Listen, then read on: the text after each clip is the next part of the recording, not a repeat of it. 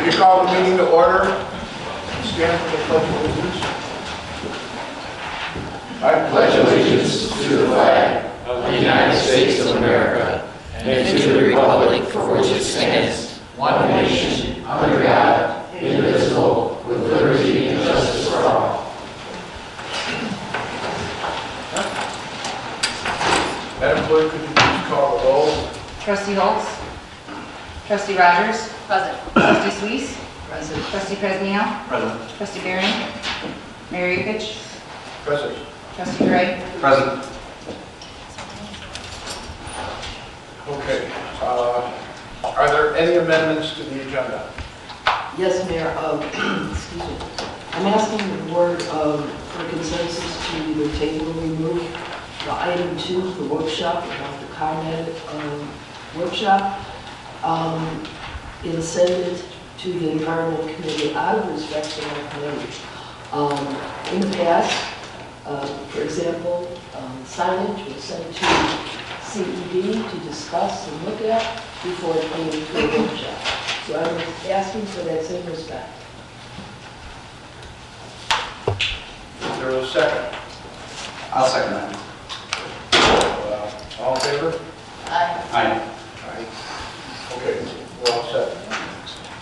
Mayor, I'd like to make an amendment also. I'd like to take the consent agenda and pull out item number 1 and consider it separately, which basically leaves us to consider both of them separately.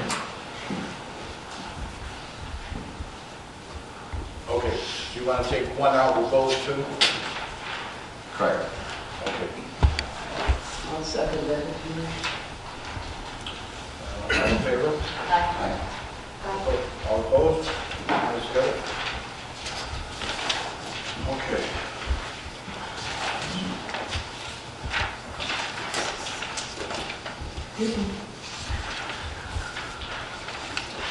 Okay. We go to reports and communications from the mayor and other officers. First would be mayor's report. Homer for the holidays, thank you. Saturday was a great event for Homer and the Holidays Lighting Celebration. If you have not seen the holiday lights yet in the active course section of Heritage Park, please drive by them and take a look after the meeting. The lights can be admired from the road, or you can take a walk through the park and enjoy some nice photo opportunities.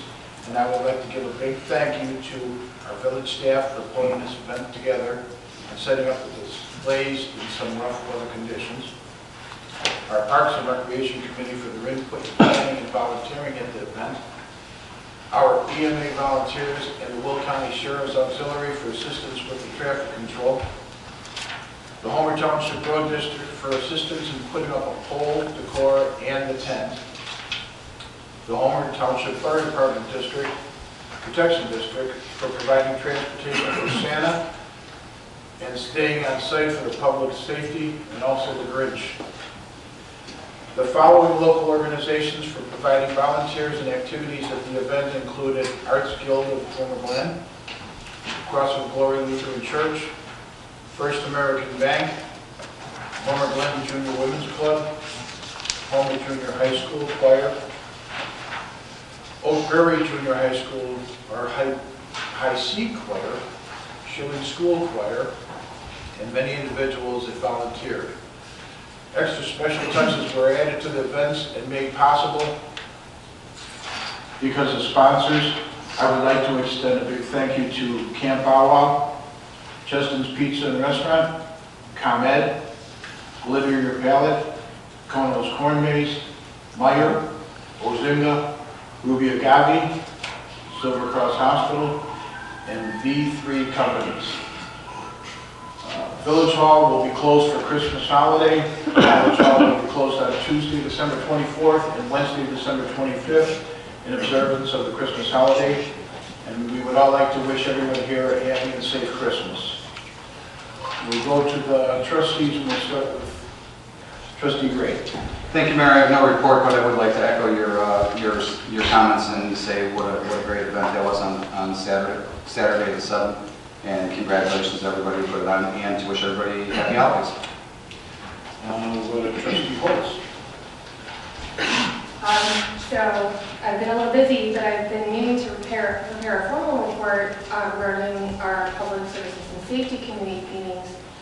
My focus was elsewhere the last few days, I'm sorry. But I will say we worked quite a bit, and kudos to staff and the sheriff and the fire department. We worked on the truck issue on Dower. We worked on speeding along Parker. Now we're looking at speeding along Charlie, right? And I feel like we're making really good progress. And I look forward to what appears to be a great cooperation with the county and Lockport to address potential upcoming situations at the gas station on I-59 and Dower moves forward. We will be bringing forth a recommendation for the board to consider that will require, I believe, mutual consideration from the county to reduce the speed on 151st Street between Parker and Cedar, all the way to Gower, actually, from 45 down to 40. So that's a couple of things that we've been doing. Thank you, Trustee Holmes. Trustee Rogers? I don't know. Trustee Pasmino? No report, Mayor. Thank you. Trustee Suisse? Report, Mayor. Thank you. Village Attorney? I just wanted to point out a big day tomorrow. Wish the Madam Clerk a happy birthday. Thank you. Thank It's her you. birthday month, that's all you're aware other than that. You're my favorite, Eric. Village Attorney? Okay. Public safety officials? Anyone back there? Village Manager? Mr. Mayor, I just wanted to, I have two short announcements. The first one is I just wanted to advise the public that the last board meeting, there was conversation and vote taken on the phase 2 of the sports complex with SFA Associates. I just wanted to just make a public note to let everyone know that we're going to hold off on implementing that next study till probably the later part of January at the earliest, to allow some time for some additional dialogue between the village and the private investor groups. So in case anyone was wondering when that was getting started, we're going to wait until the new year for that. And the other thing is we have Mr. John Robinson here tonight, and I just have to give a very special shout out and thank you to John and his crew for the Hummer for the holidays, because they were out there in the cold, the wet, the wind. They're like the postman. I just want to say a special thank you to him, because it was a lot of work to put all the decorations and lights up, so thank you. I don't think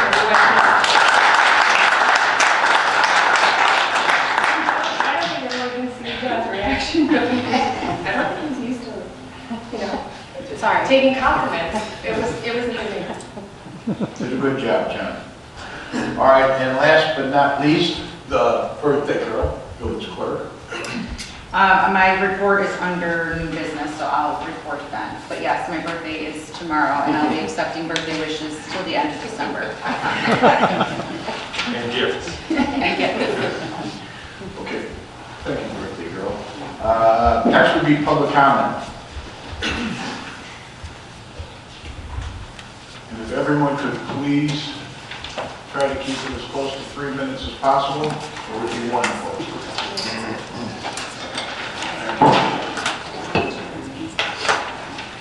First one would be Dan Hamilton.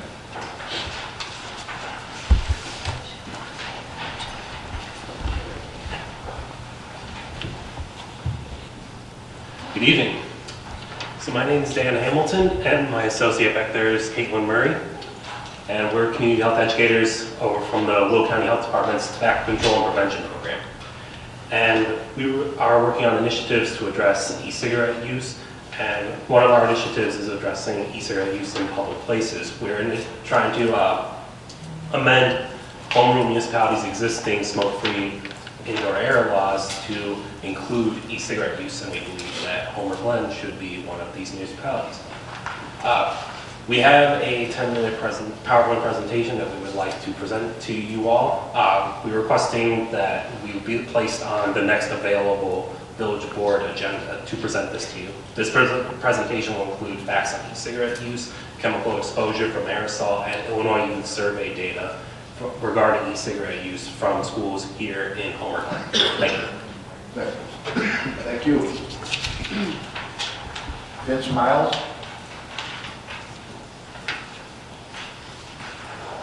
Hello, I'm Vince Miles. I live at 15055 Wood Duck Lane, and I'm here to talk about the rezoning of the 6 acres. I've lived there 33 years. I've never had a problem with water until they built the houses behind me down Chicory toward 143rd. Since they built those houses, every time it rains, I can't walk in my backyard or cut my grass for weeks. My sump pump runs constantly, and the front of my house where the ditch is, I have the lowest ditch on Wood Duck. All the water from Chicory makes the turn on Wood Duck, and Wood Duck this way, I'm in the middle. I'm 2 lots off of the 6 acres. I have the lowest area, and about 8-9 years ago, it got so high, it backed into my septic, into my house. It was $5,000 worth of damage. When it goes under my street, it goes into the creek and goes south. What concerns me is, one, the 6 acres, all the trees, cutting them all down. If they build, could create more flooding. If, you know, R2 is single family or multiple family, if they build condos, apartments, or townhouses, these septics are coming my way and filling up my ditch, and I don't want to be flooded. You know, I'm all for progress in the village. I love the village, and what concerns me is rezoning something that hurts the rest of the community. You know, who knows if you know, nobody's talking about, is it condos, apartments, townhouses, 3 lots, half-acre lots? All of a sudden we have 12 houses, and everybody else has an acre or more. You know, everything's like in the dark. And here again, you know, the people have the lot, they should be able to build on it. I'm all for progress. Do I want the street to go through? No, but that's progress. So, you know, I'm all for like 3 lots with retention ponds, which I was told years ago would happen if they ever sold that. But I haven't heard nothing about retention ponds, which would take some of the water. Thank you. You're welcome, sir. Next would be Joe Therese.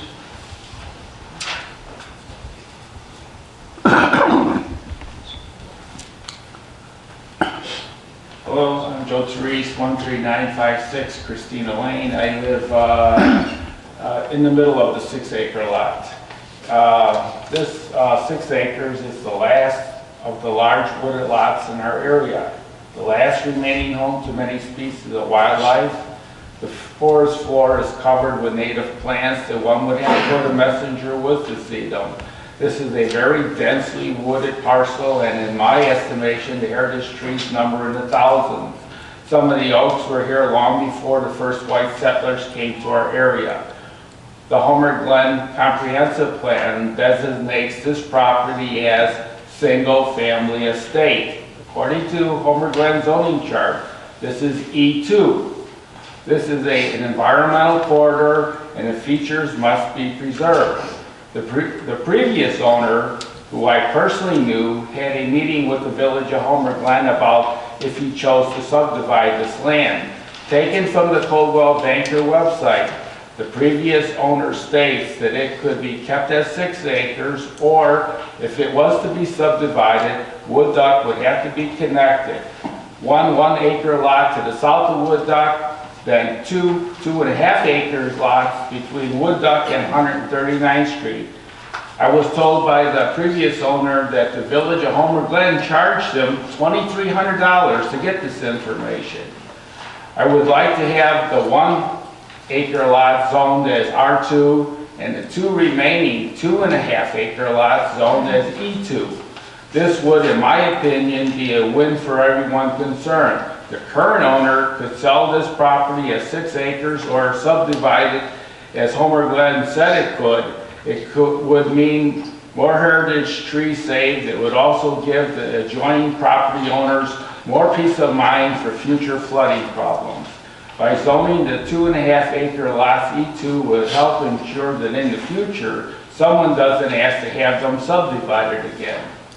Besides the importance of saving heritage trees, peace of mind of flooding, well water is another concern. I am told that the Homer Glen has about 7,000 to 8,000 residents currently on well water. They draw their water from the same aquifer as other nearby communities. The city of Joliet water level for their community well water is alarmingly low. I was unofficially told by a spokesperson of their water department that they will be connecting to Lake Michigan water soon. The city of Lockport just drilled a deep water well on 151st Street, just west of the Interstate 355. I attended a meeting in Lockport this last October. I was said that the deep water well cost Lockport over $5 million. The difference between Joliet and Lockport and that of Homer Glen, they are on a network. They can connect to everyone. Here in Homer Glen, we are all on individual private wells. There is no affordable quick fix if the wells go dry. We should limit the number of additional people going on well water. Zone it E2, it's the best for everyone.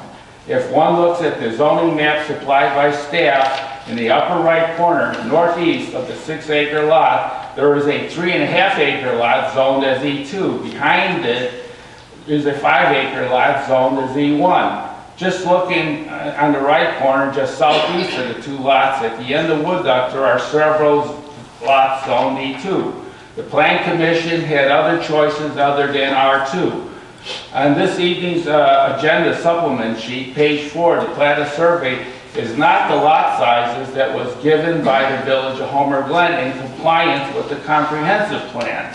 Page 3, under comprehensive plan use, single-family estate is designated. Page 8, under Plan Commission minutes, second paragraph. Once again, it states this property as single-family estate or to be zoned E2. Thank you. Thank you, Judge. Daniel Herr. Good evening, everybody. I live 14959 Glen Crest Lane, Cedar Glen subdivision. My property backs up to where the concrete station was for the new construction on 150th Neck, which is owned by Kettler. Since they took that down, Kettler was kind enough to dump 42 14-yard trucks of roadbed gravel or parking lot gravel. And when I spoke to the guys who were doing the grading, he is planning to park trucks there. So I am hoping that the 159th and Gallagher truck parking issue is not going to move to the Kettler property behind my home. Because right now it looks like a dump. There's big steel I-beams, there's semi-trailers half tipped over. It's getting pretty garbagey. And it's not a safe place for if kids get back there. I just don't want semi-trucks parked all night. And I don't want that problem to move behind my house. I understand it's commercial property. I'm hoping the village can help me with, or either identify what I can do or what the village can do to not let that happen, or at least keep us informed about what type of commercial is going to be there and if that'll even be allowed. Thank you. Joe, did you hear anything about this? Yeah, Mr. Mayor, I can speak on that. Okay. This is a piece of property at the previous board meeting that the board adopted a resolution and submitted to Will County to protest the rezoning for truck storage. We received word this week, actually we received good news from Will County. We were notified that they're actually going to be withdrawing their petition. Perfect, thanks. I really appreciate it. It's great. We love our area. I just don't want to see problems move down. Thank you. Thank you, Dan. Did they come to us to get a permit to dump the, That wouldn't be our jurisdiction, but that's We can- Homer Township? It's unincorporated. Right. But I mean, if they're dumping something that could cost. we can reach out to Will County and get some answers to them. All right. I just don't want anything being done through their subdivision or coming onto our properties either. So I would like to know if he actually drew a permit to be able to put that there in the first place. Just to reach out to the county. Okay, thank you. Next would be Linda Herder.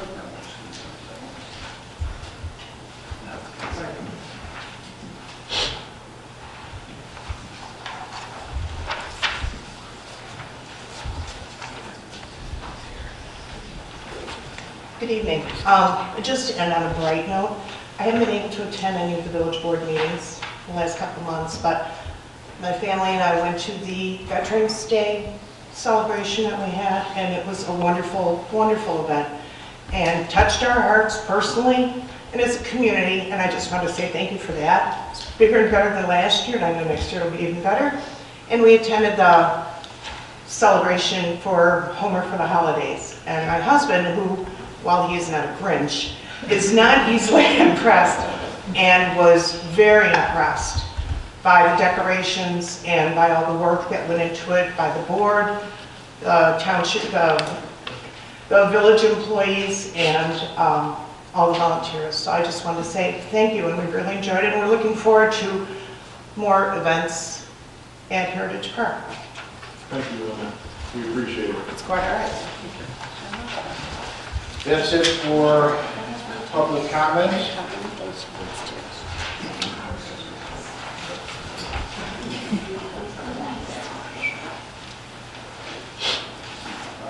All right, next would be the consent agenda. All matters listed under the consent agenda are considered routine by the village board and will be enacted by one motion. If there is a motion to approve the following items. 2, one we tabled, so 2, the approval of the treasurer's report of cash investments for the period ending November 30th, 2019. So moved. Gray, Trustee Rogers, discussion.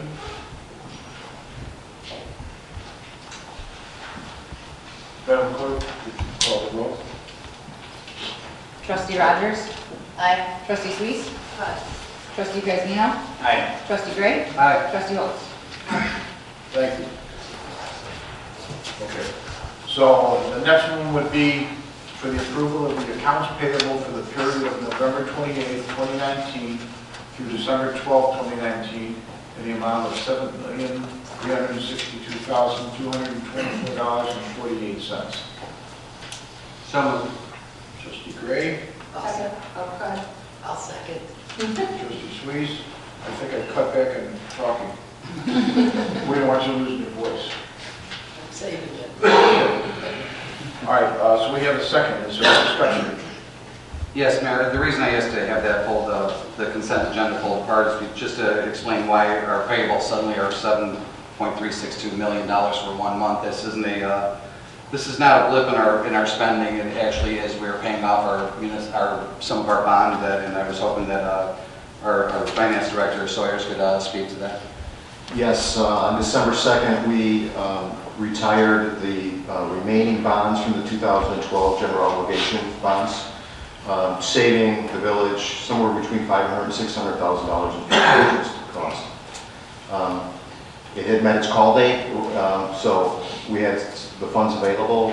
We did an interfund loan from the bond fund for about 9 months of home rule sales tax, and then once that, so around September of next year, the debt service fund will pretty much go away. Will be removed from the treasurer's report, and we'll start a new fund called the Home Rule Sales Tax Fund.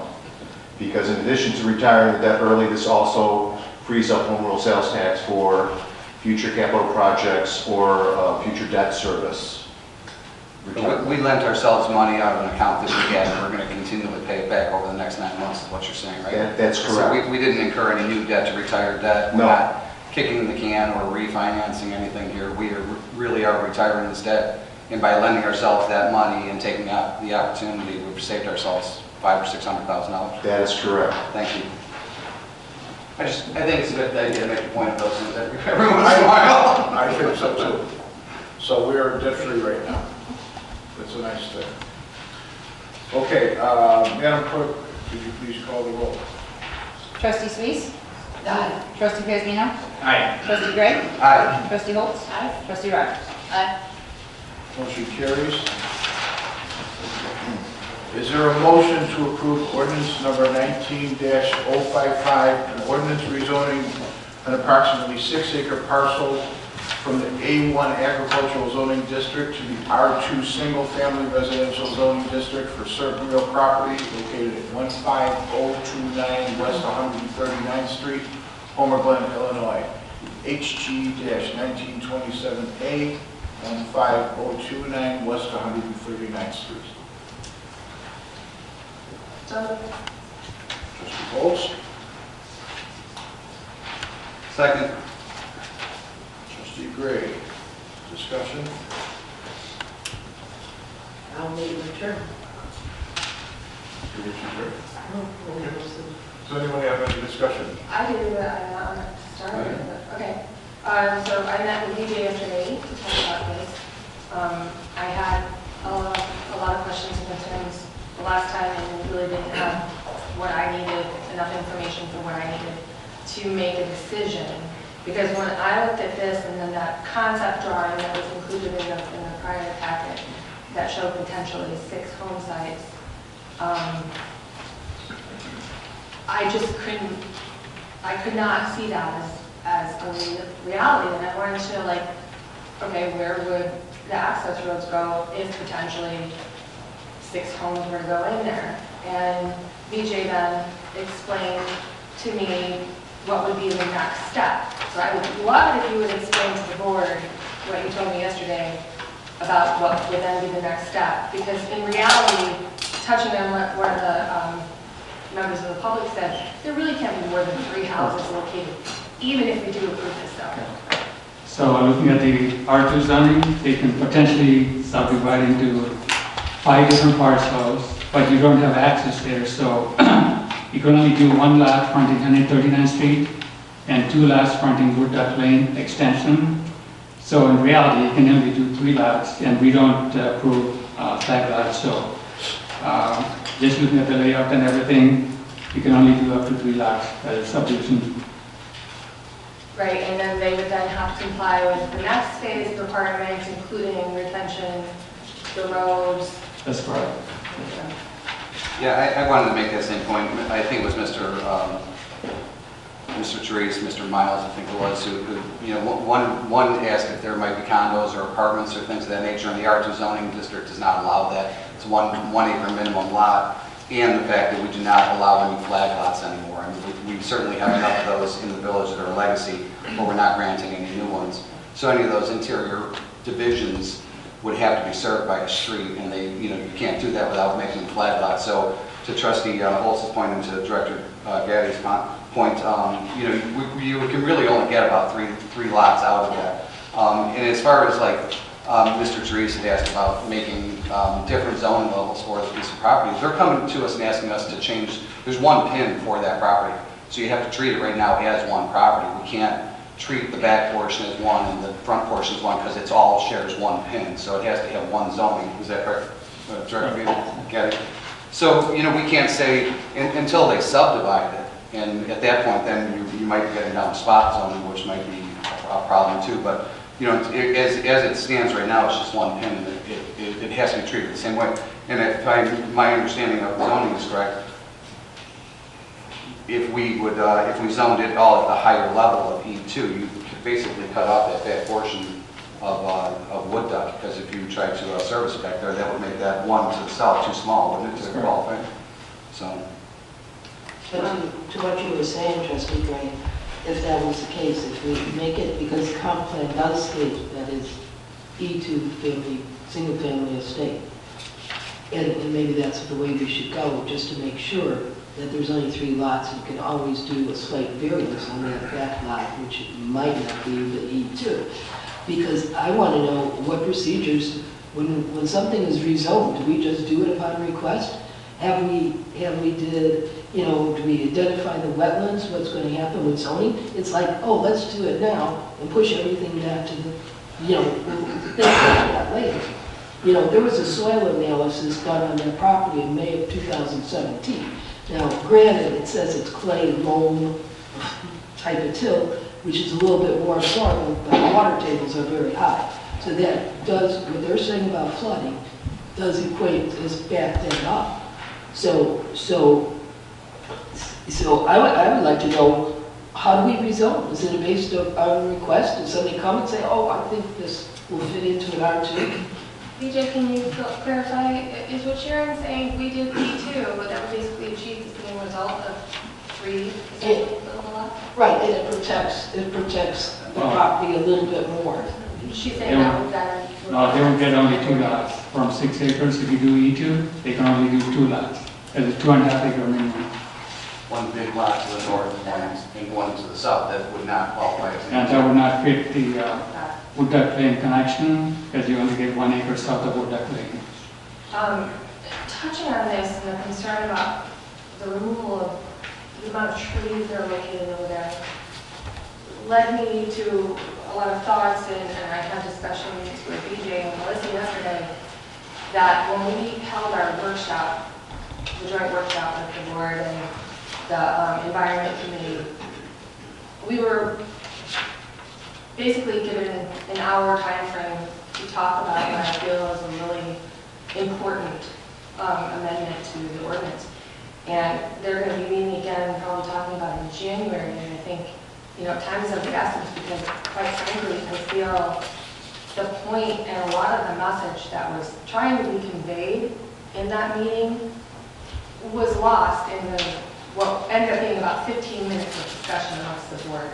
The presentation was excellent, and it lasted about 25 minutes, and then there was around 20 minutes of discussion from the Environment Committee that they've probably been saving up for, I don't know, 2 years to talk about. And in light of what happened with the child property, and I know we don't want to see that again. I don't think anybody on this board wants to see that again. I think it would be important for us to revisit that ordinance, especially as it pertains to this. And so, I mean, is the petitioner present? Would you? Are you the seller's petitioner? I'm the attorney for the owners, if they're subject to it, they're subject to the vote. So I just My name is, for the record, Carmen Gasparo, G-A-S-P-E-R. Thank you. Do they have a contract? Do they have a buyer? Is there a pressing issue that this could temporarily be tabled until we can, you know, resolve our tree preservation ordinance, which could, in fact, have a drastic impact on this 6 acre? My understanding is he specifically wants 3 houses on that property, and has it designed for that name right now. Based in his contract. Do you have anything that's pending or that is contingent upon our approval? He will, in order to move the property, it needs to be at least zoned residential. But he doesn't have any contingency contracts existing right now? No, that's right, but it would be nice to at least sell it. He will not purchase the property until it's zoned residential. So my understanding also is that when the property is slated to be subdivided and there's permits, the planning commission or the board will be able to revisit and decide yes or no as to your retaining of the natural fauna or flora to be conformed with what we would have expected as an R2. But I can specifically state that he's planning on putting dividing it into 3, putting 3 residential houses there, which would be consistent with the houses to the east, and consistent with the houses to the west, and consistent with the houses to the south. Right. Thank you. Trustee Holtz has referred to a couple times about losing the trees and taking down the trees, and not one tree has been slated for removal just yet. This is only about zoning. Right. This gentleman, the client that you represent, could come in and say, you know what, I found one buyer who's going to take the whole thing and put a little house on the prairie in the center of it. We don't know yet. All they're asking us for is zoning changes. And if my reading of the zoning, again, is correct, R2 is going to protect more of those trees in the long run than the ag that is sitting on it right now. The ag that's sitting there right now, they can make a pasture out of it if they wanted to, as long as they got the wherewithal to go out and stump everything. And again, not what I'm advocating, please don't get me wrong, but I'm telling you that this is actually going to put in place more strictures on that land than they currently have by moving it from ag to residential. And as far as the child property, they have come into compliance with our current ordinances. Our current ordinances are written that, they have to do the preservation, and what it does allow for, if you go beyond these numbers, restitution or reforestation. And they did, both of those. I checked that they are in compliance with our current codes. They paid a restitution fee and they planted a whole bunch of trees. Now, it might not be to everybody's liking what they did to that piece of property. And I'm not talking about not addressing any of the berming or anything on the back. That's over there, that's those guys. But as far as the trees go, it is written into our ordinance that you can do that. So you can't necessarily go and malign somebody for playing by the current rules as they are in the book. Now, I get it if the Environment Committee wants to change some of those rules, and we did try to get there, and you're absolutely right. We had way too short a meeting on that. That is something that's probably going to take multiple meetings, and, we're not all going to land on the same page. But I don't like necessarily bringing up property owners who aren't even party to this piece of legislation we're talking about tonight, who've been in compliance with our ordinances. So I would like to see that stop. Duly noted, and I wasn't trying to, imply that they somehow violated any ordinance on record. I'm just saying, for comparison purposes, nobody wants to see this 6 acres clear cut, but you are absolutely right. Under the current zoning, they could go in there right now, which none of us want.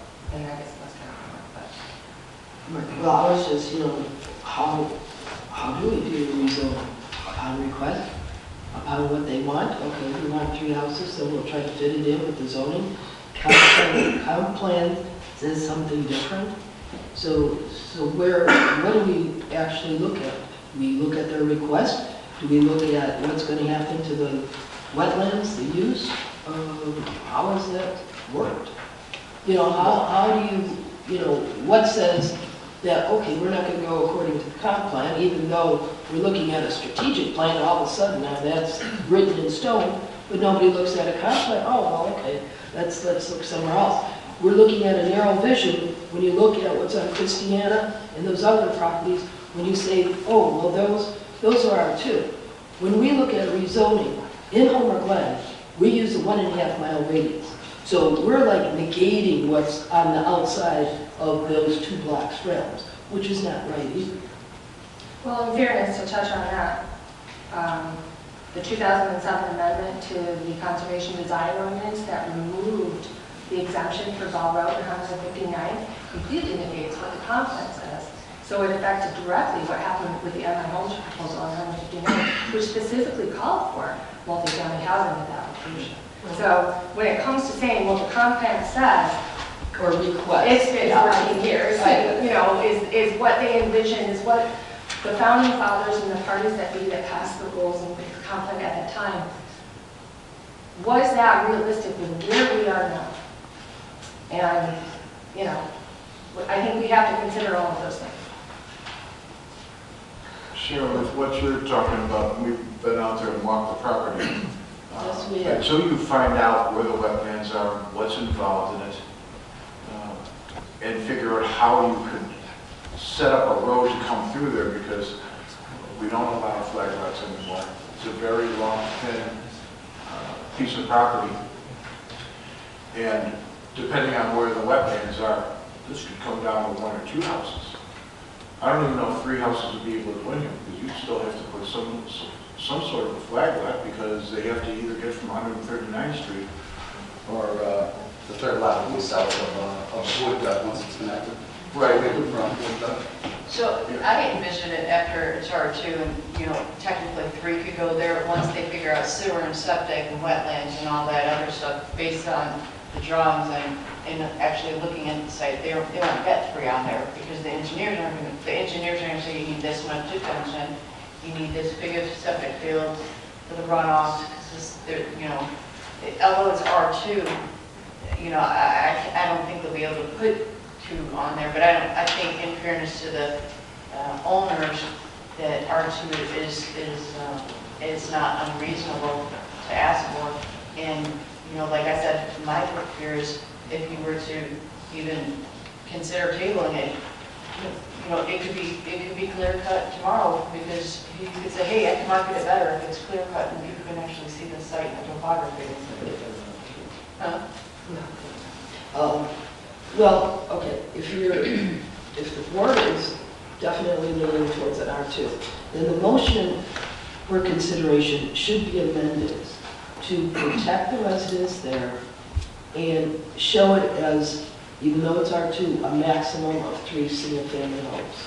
Now, whether they put 1, 2, or 3, that's for the protection of the village and the residents. And I think most of the residents would probably be happy with that, knowing that there's something concrete there, that they can't come up with something else saying, oh, it's R2, we're going to figure this out. And I think that would help everybody get through this hump, including protecting the residents. I think the board would feel better about it, that it would be amending the motion and the ordinance to say that there would be a maximum of 3 single-family homes. Let them figure out how they want to put that out, whether they want 1, 2, or 3. I would be afraid that that would put us in some sort of trick bag that sometime down the line when a 40 acres parcel comes before us that's R2 and we say, you know what, but we want to make sure that you can't get 30 lots out of that. We want it to be, have a covenant on it that says you can only do 15 or 20. I mean, basically you're changing the zoning within the zone.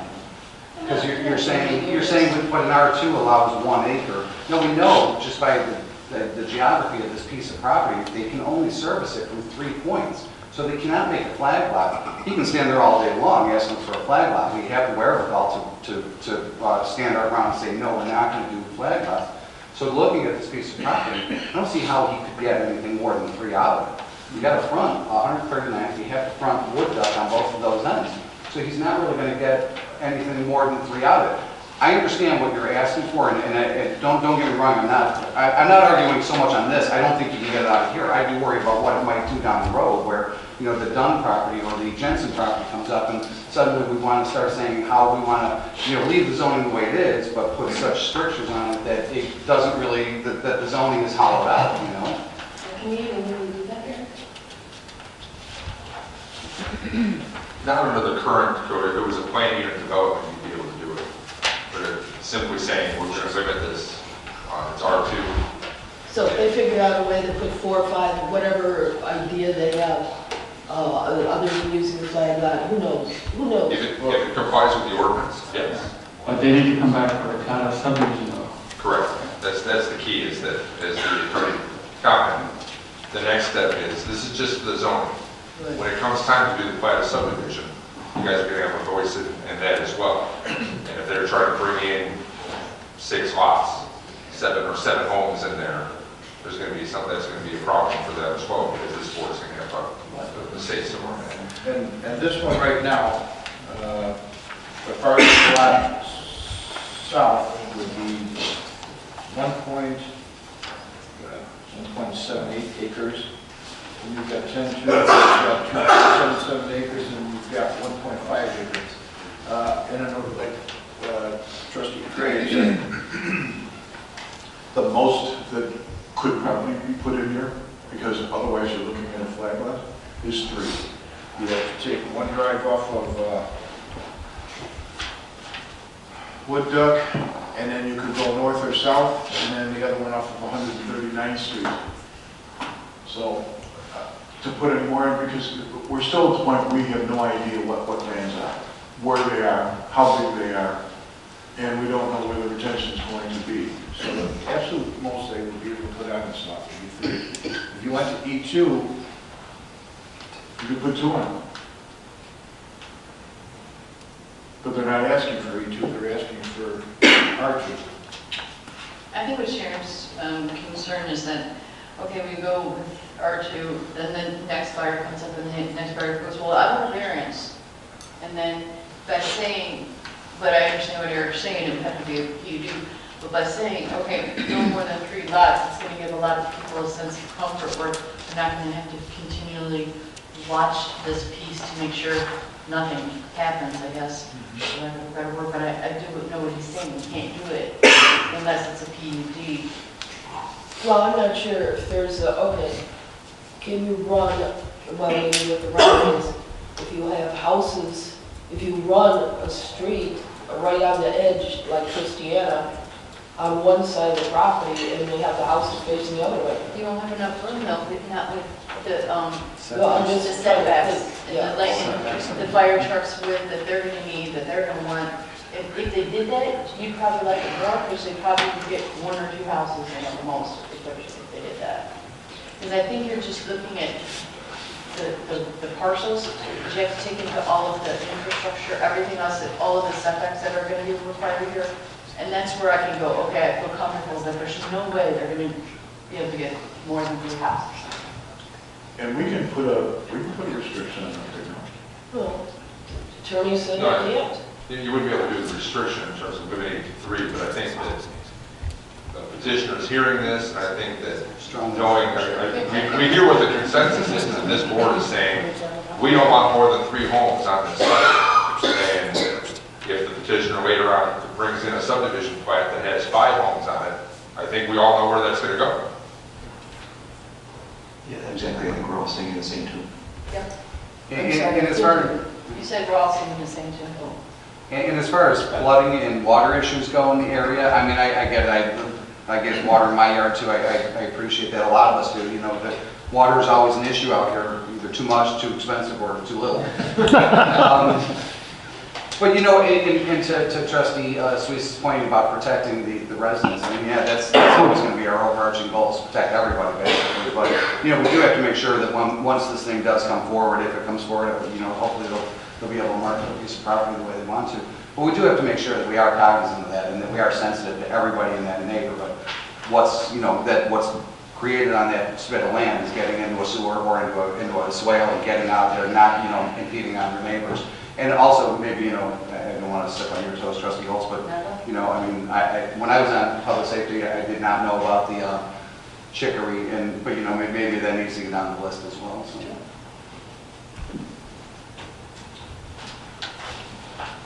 Any other discussions? So, what would we like to do?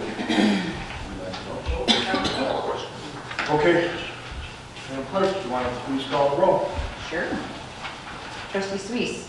I'm still not comfortable with it. No. Trustee Kazmino. Aye. Trustee Gray. Aye. Trustee Holmes. Aye. Trustee Rogers.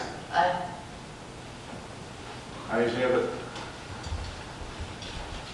Thank you.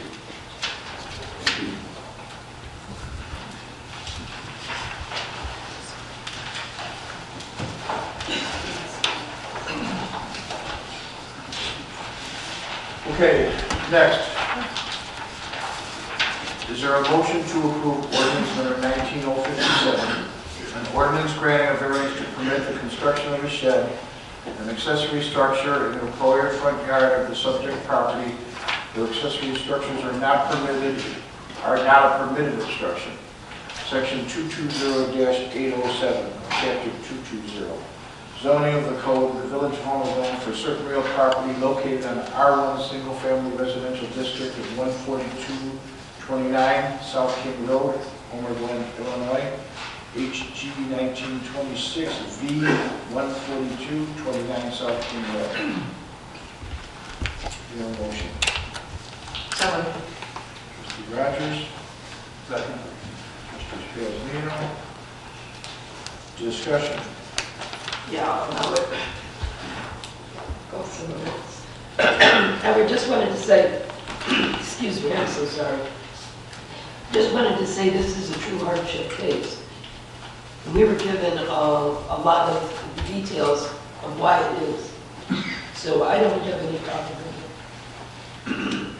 Love that. Yeah, they're being really, really conscious of that creek running through their property, so I like that too. Any other discussion? Madam Clerk, could you please call the roll? Trustee Kazmino. Aye. Trustee Gray. Aye. Trustee Holmes. Aye. Trustee Rogers. Aye. Trustee Suisse. Aye. Motion carries. Number 3, is there a motion to approve the attached 2020 minute meeting calendar for the village board, planning commission, committees, and emergency management agencies? So moved. Trustee Holmes. Second.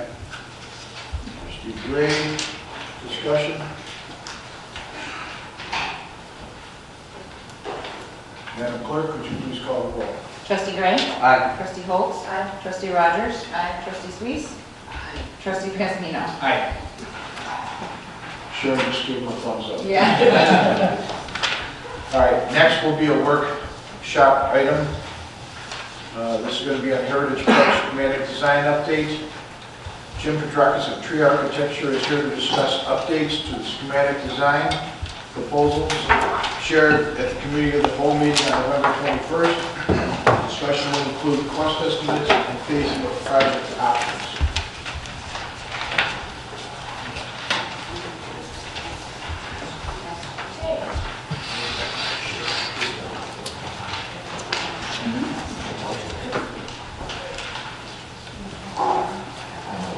Mr. Mayor, while Jim is setting up his presentation, I'm passing out a spreadsheet that Director Sawyers has put together.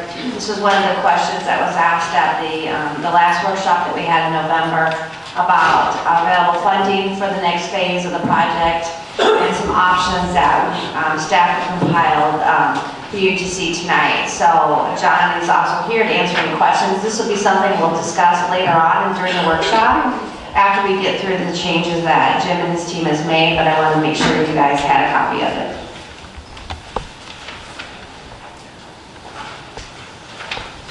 Good evening, everyone. Good evening, Jim. I feel like I was here last year. Happy birthday again. It's like happy birthday. We're celebrating a little bit. Oh, it's here. Now I know. We're 6'5". Yeah. You all got dressed up. Okay, so we have been here for a couple of years, right? We've talked about this. Just wanted to kind of refresh the board.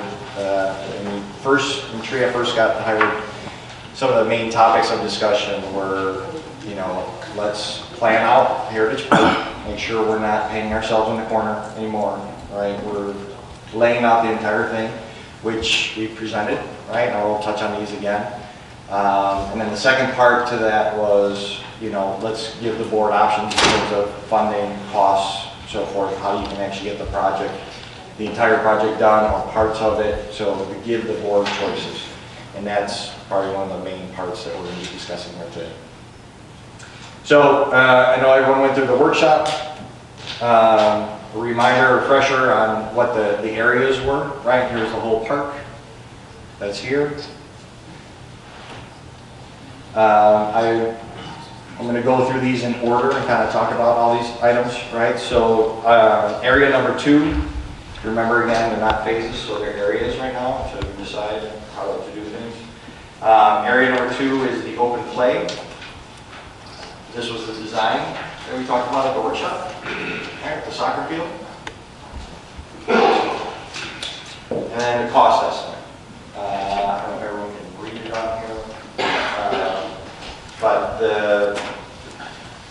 essentially the items that we brought up in this open play area was we're just putting in the path. We're grading the field and we're putting in the path that you see there.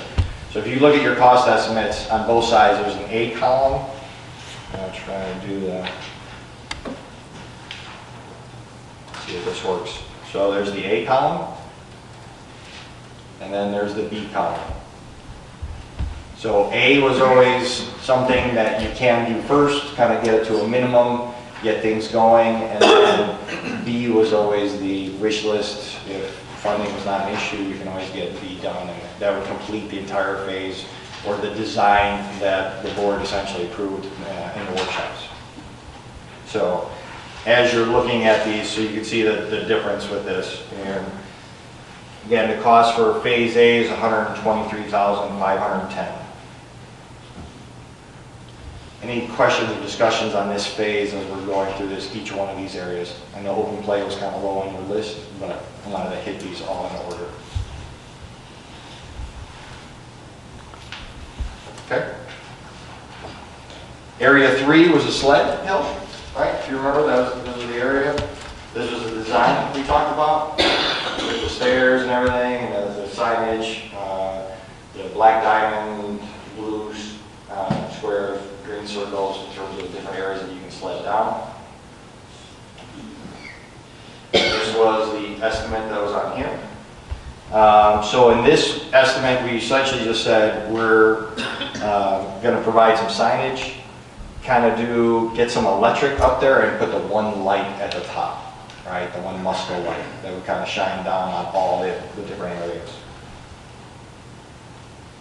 So that total for the first phase per se was $109,000. One Musco light is like what's right now over the tennis or the volleyball. Correct. Those there are 4, I believe, on each court, correct? Correct. So This is one. And do they make them It may have two heads. Kind of coming off one, like making almost a quad. We're kind of assuming that it might have 2 heads on there right now to kind of just make this work. The bulk of this, I mean, the light is expensive itself, but the bulk of this was trying to figure out how to phase and get electric all the way out there and then up the hill. So as we talk about it, so the cul-de-sac was one of the ones that we talked about that would have to kind of happen first. That would make things cheaper to get. And since we don't really know the makeup of that hill, I mean, making a foundation for it, is that going to present any problem? I mean, you're not going to have. We talked to HR Green. That was a question that was brought up by staff. We talked to HR Green, and they said by everything that they did there with the tractors and running over and compacting it every single time, it should not be an issue.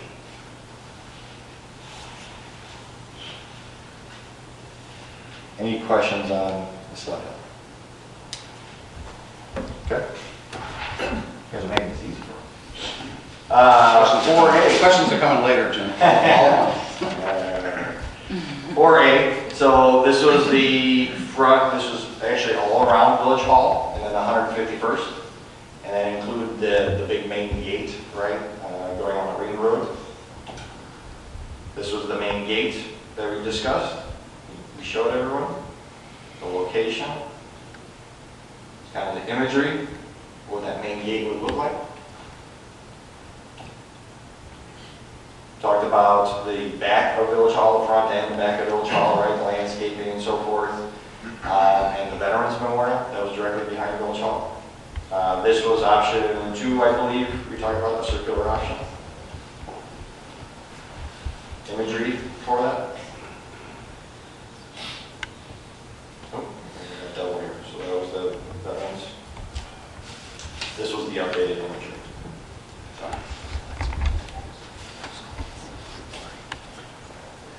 So again, doing this option of breaking out the A and the B, a lot of those just the pavers, everything in the back, the Veterans Memorial, the option that we discussed, the round option, getting lights back here.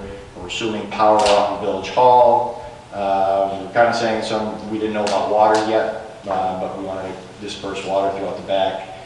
There's a little gazebo back here. A lot of it's all just pavers. The monument work, the granite, the wood, and so forth. So all that's included here. But the one thing that we did break out between A and B is A was essentially the back of Village Hall. To keep costs to a minimum, we didn't do the front of Village Hall. So even if we had some landscaping, lighting, everything, the main system would kind of be in front, in the back. And then you can see some money that's in option B or phase B there, that would be just to kind of continue it to the front, once you did landscaping in front. We also took the main gate that was at the main ring road, we put that in option B, we put that as down on the list. That was for later phases. So the $7,500 for water service, that's just distribution being back here? Try to figure that out. Still tapping off what's in the building, right? You're not bringing in new service? We're not, because we didn't discover that yet. We didn't figure out how much we can actually. We're assuming we can, but we just put this under 7,500. Is that for watering, or is that for resident use? Is that for watering and spigots and everything out there, drinking fountains, whatever it may be? It's just a placeholder for right now until we get into the design.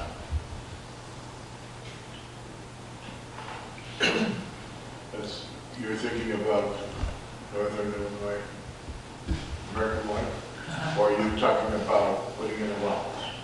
No well. This is. Well, then don't want them. You're either, so it's either you're tapping off of here to do whatever you actually need, or that's a discussion during design to say, it's like we're watering everything else and some of the other things, we're filling up the tank at the well here and watering everything inside. I know there's a couple wells on the property. I don't know if they're working. one that is not working yet. Right. Would this particular area of water service, it being a placeholder and all that, I get all that, would that in any way affect the section where the splash pad would be? No, totally different.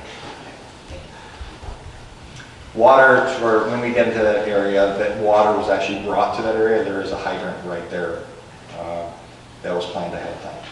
Can you tell me what the shelter is? I don't recall. Did you see a render or anything of that? Is that part of the, that's not part of the vendor, so right? Oh, that's the one that would be right out here? Yep. Yeah, okay. Yep. Okay. That was it. Did you have our concept drawing of that? I don't remember. No, it was just for right now, it was just the main focus was because we had 3 different veterans memorials, I was kind of saying, which veterans memorial would you want, and then feeding off that design wise. So I had a question for Christina, given that she was heavily involved in the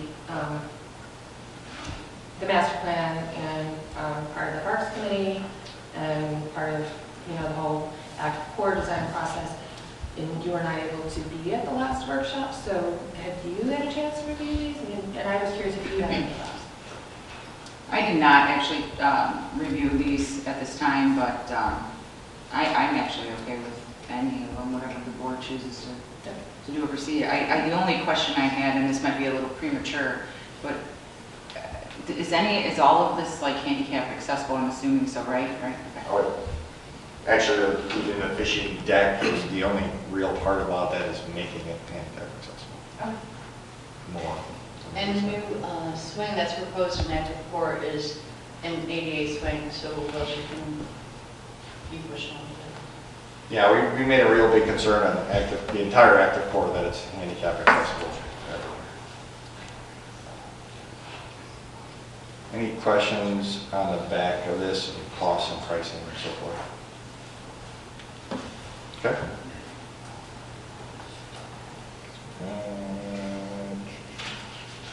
That was the estimate. Next option was your 4B area, was 4B. This is the biggest area that we discussed. So this takes everything from the Veterans Memorial north, straight out of here. So that is your village, the path that's right before it, right? The path that we'll discuss. The village green, the central node, and then the amphitheater, like the lawn seating area, the step seating area, the actual amphitheater, the stage, concession buildings over here, and then some parking lot and parking areas. So this was kind of the main design we just discussed. For the walking path, you have $278,000. How long is that? Every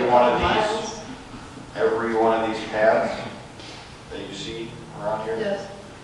And then on the sides, that's all concrete. This goes around from what point, like from the street area to where the... I'm showing you right here. Right, if you look at it, all these areas, all these joints.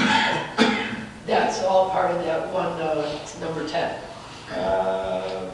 Let me go check. Yeah, if you remember, we said let's make those concrete and wider so that we can drive service trucks on them, or...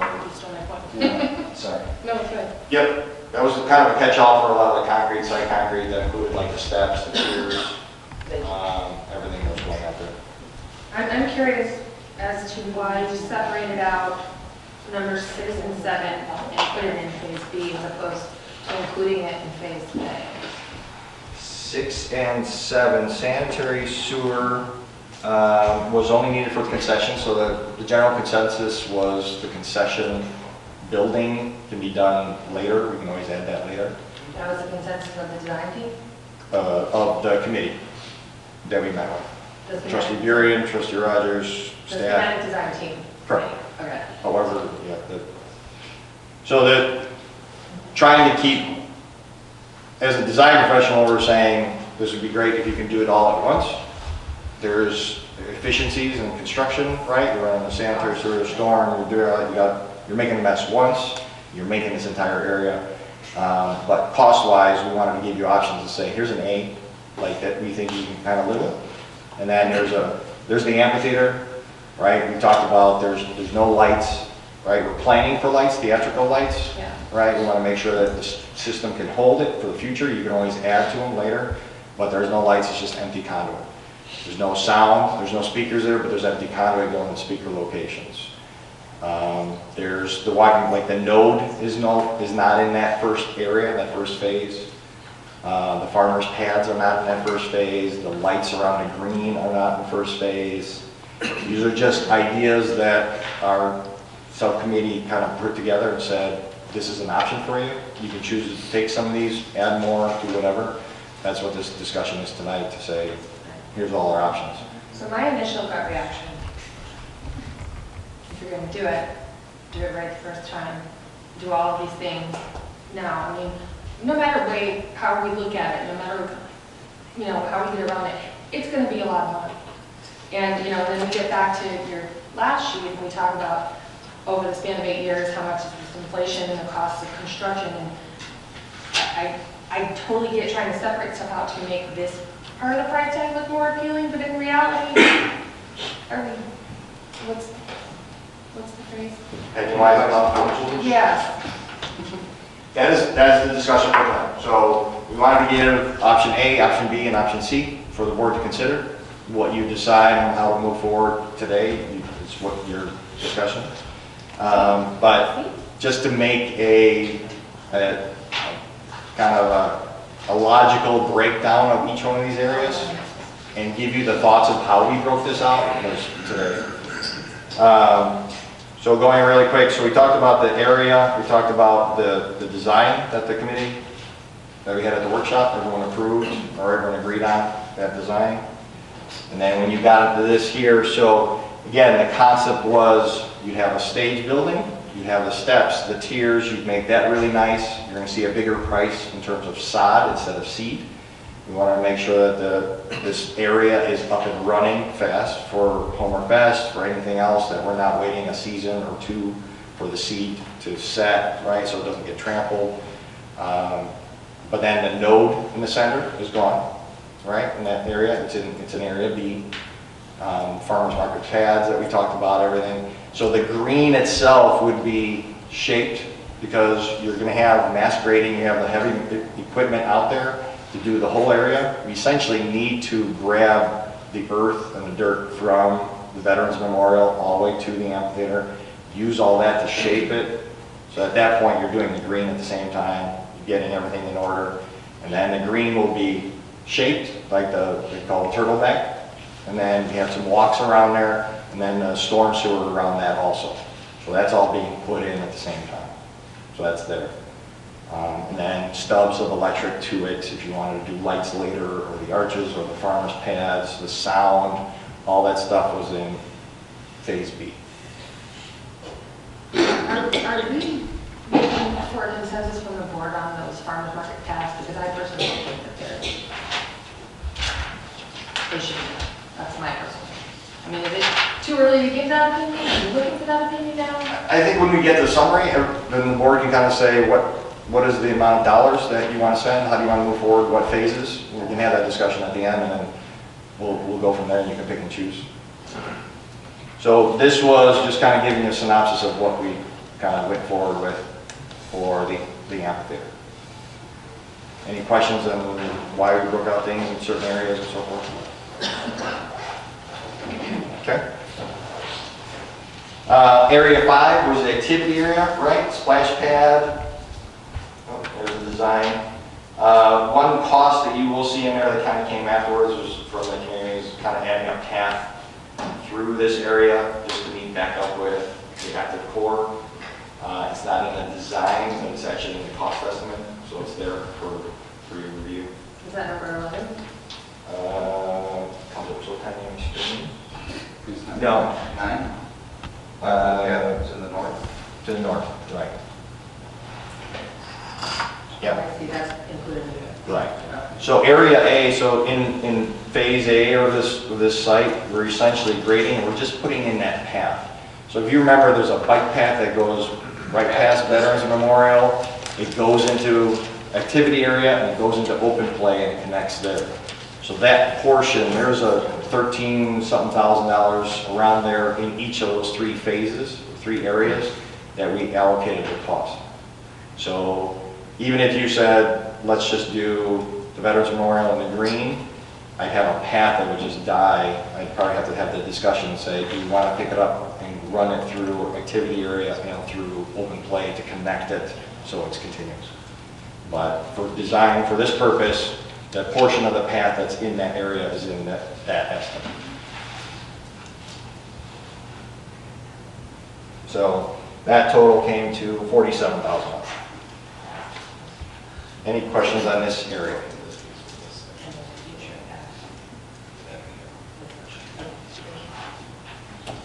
Okay, next area was the fishing deck.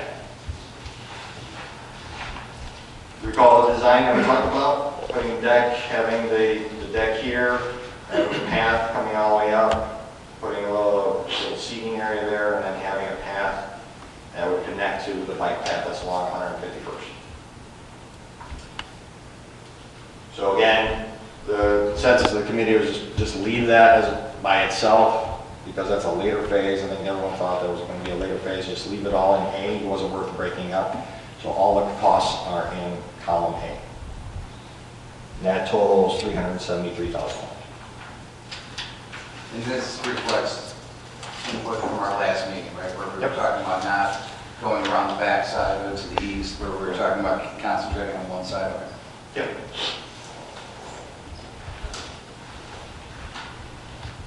Any questions on this design, this estimate real quick?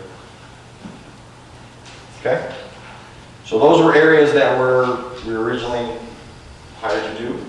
As design kind of evolved, we threw in some other areas that the committee kind of talked about.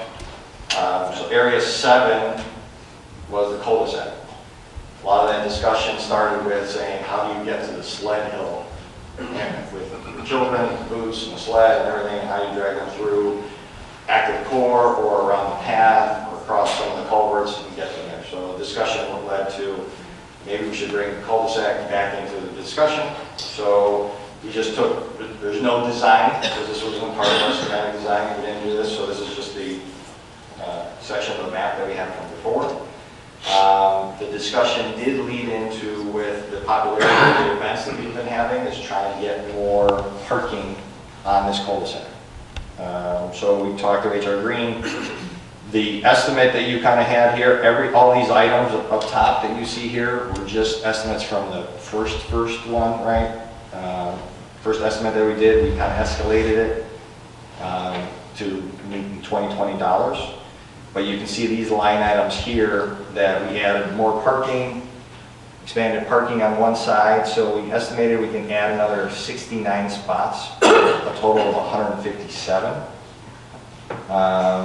Electrical service for the sled hill, so the cul-de-sac would have lights, street lights, but we'd have to break that off to kind of just feed the sled hill. So it's a little placeholder there. And then because the entire cul-de-sac is built in the middle of the 319 grant, there's some type of borrowing sharing that you'd have to do. If you wanted to add more parking, you're adding more impervious area, so that means you're taking up more 319 grant. You'd have to transplant or put plants somewhere else, grow 319 grant somewhere else. So that's part of the design process. And you mentioned at the last workshop that something had already been done. Is that just the engineering part of it? When this was planned, the mass grading out there was completed. So the swales around there are done, the mass grading's there. There's no stone out there, right? They didn't do that, it was just mass grading. So if you walk out there, you can kind of tell, it looks like there's a swale on either side, there's a path on that. So the additional 43 gauge covers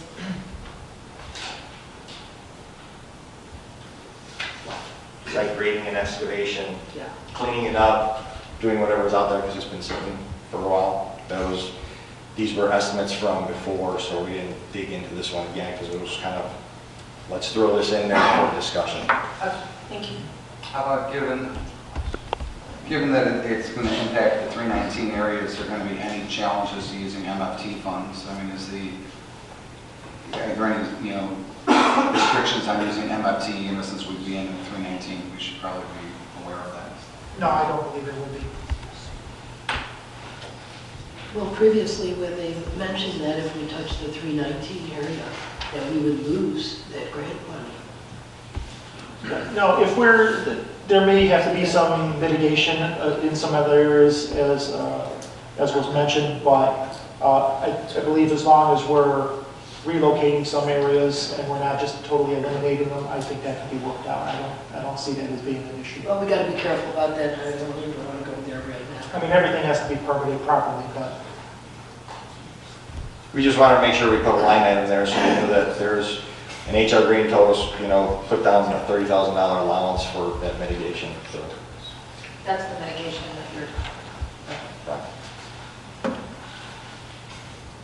in the end, it may be cheaper and the board may decide just keep the design the way it was and not get into a 319, just do the cul-de-sac as it was planned for. Without all the additional parking.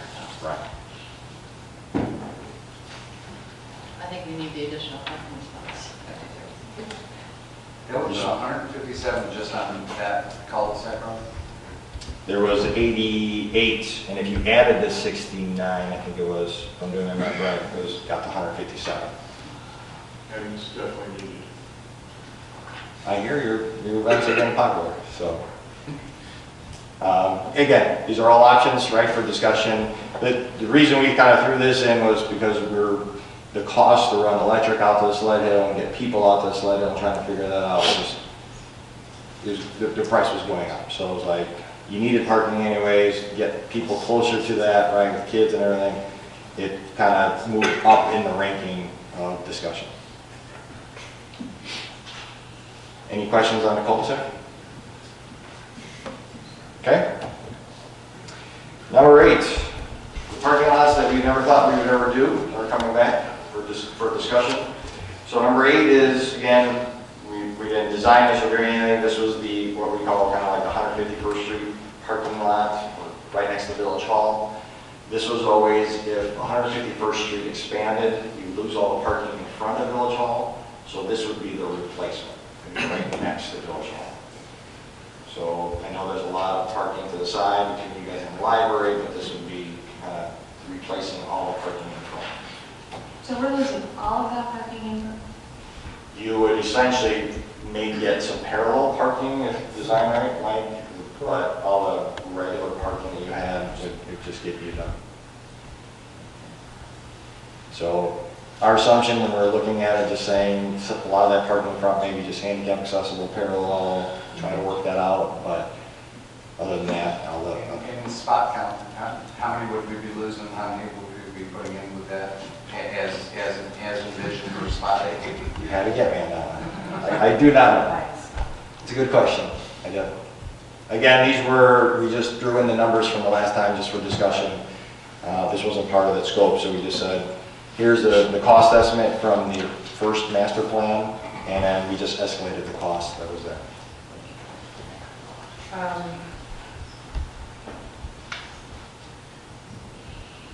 Hypothetically speaking, because I'm not even really sure of the time frame when we're talking about the expansion of 151st.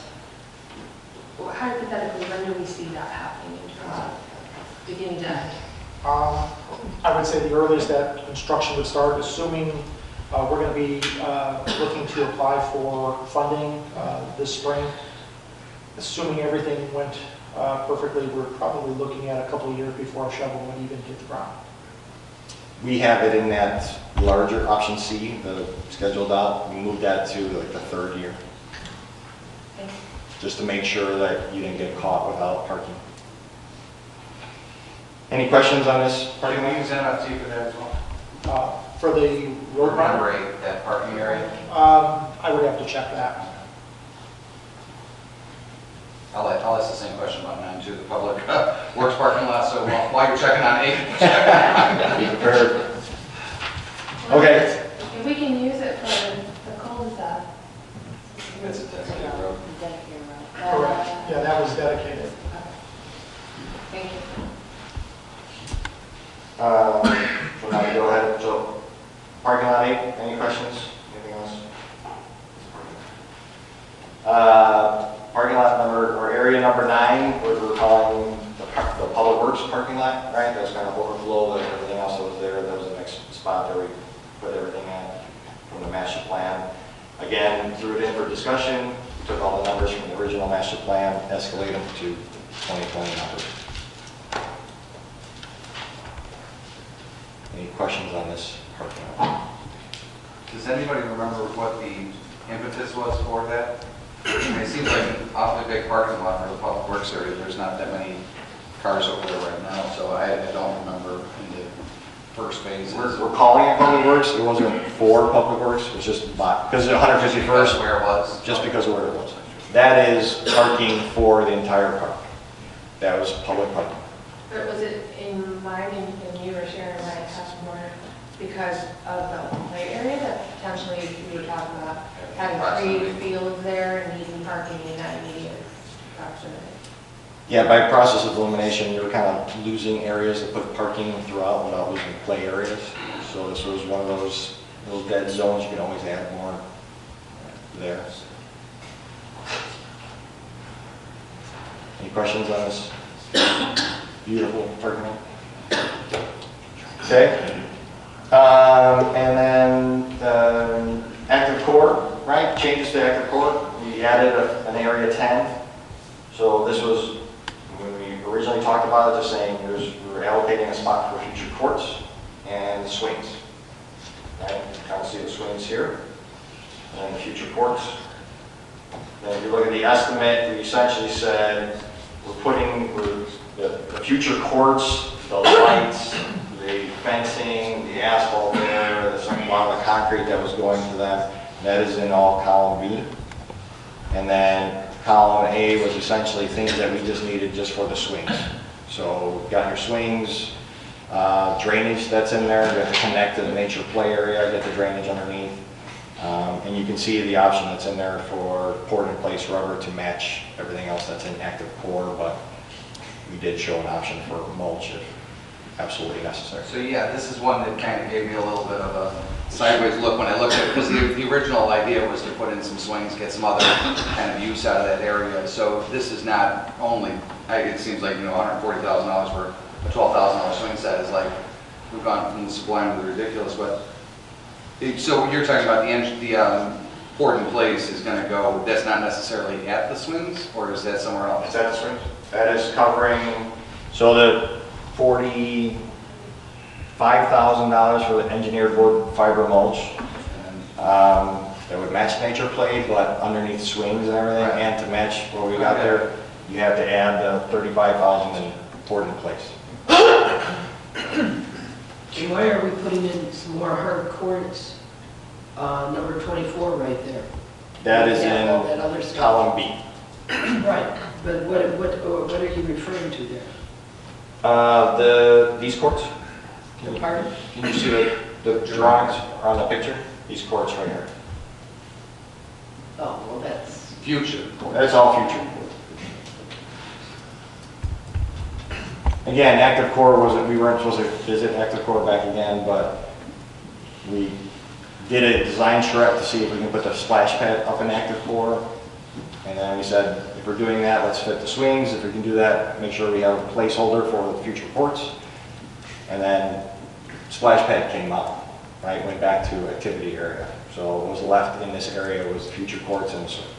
And if I'm correct, Beth, we got feedback right after the active core opening about residents wanting to kind of have a little more age range in what they could do back there. The smaller kids couldn't necessarily do the ninja course, or some of the really small ones wanted to touch the soft plants and go into the teepee area, but there was nothing kind of in some of those other age areas. Is that correct? So this kind of answers. Well, just what I heard, being out in the community, nothing formal. Right. They were looking for swings. Right. I mean, we do have 100 acres here now. And the mulch is an option because there is some mulch out there in the nature play area, but personally I prefer the pour and play again, just because we have that 80 swing out there, Right. and all of the other areas are pour and play. And I think that when you think about this type of material, you have to really think long term. I mean, the mulch you can say is $5,000, but that's a continual upkeep and putting it in and in and in. And I think you get to that 35 pretty quick.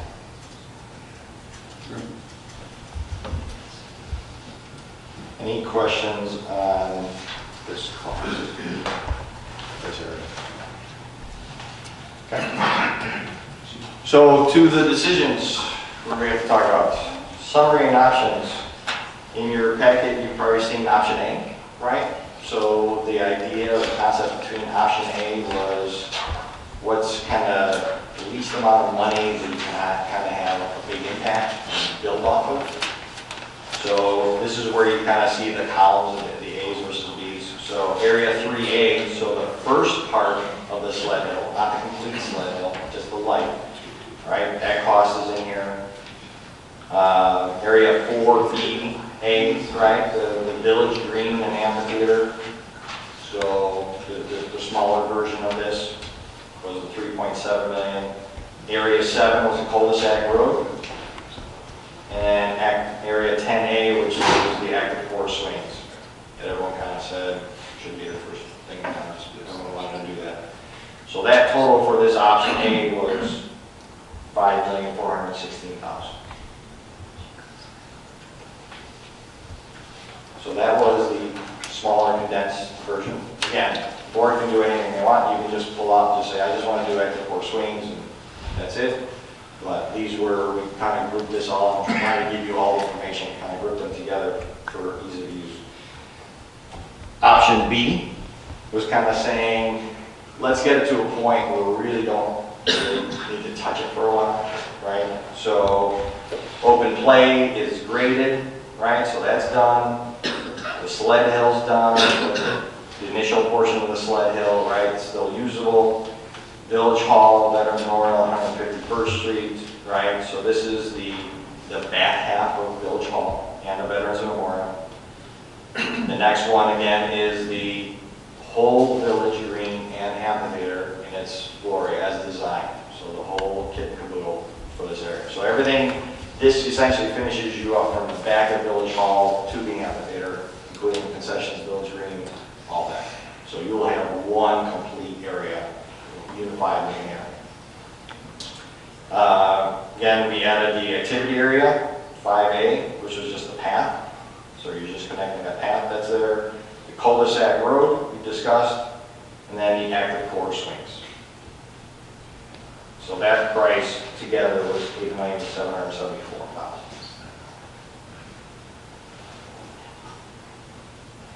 And then to go to option C was if we did that option B, which is everything in yellow here, you can see on the screen on 22.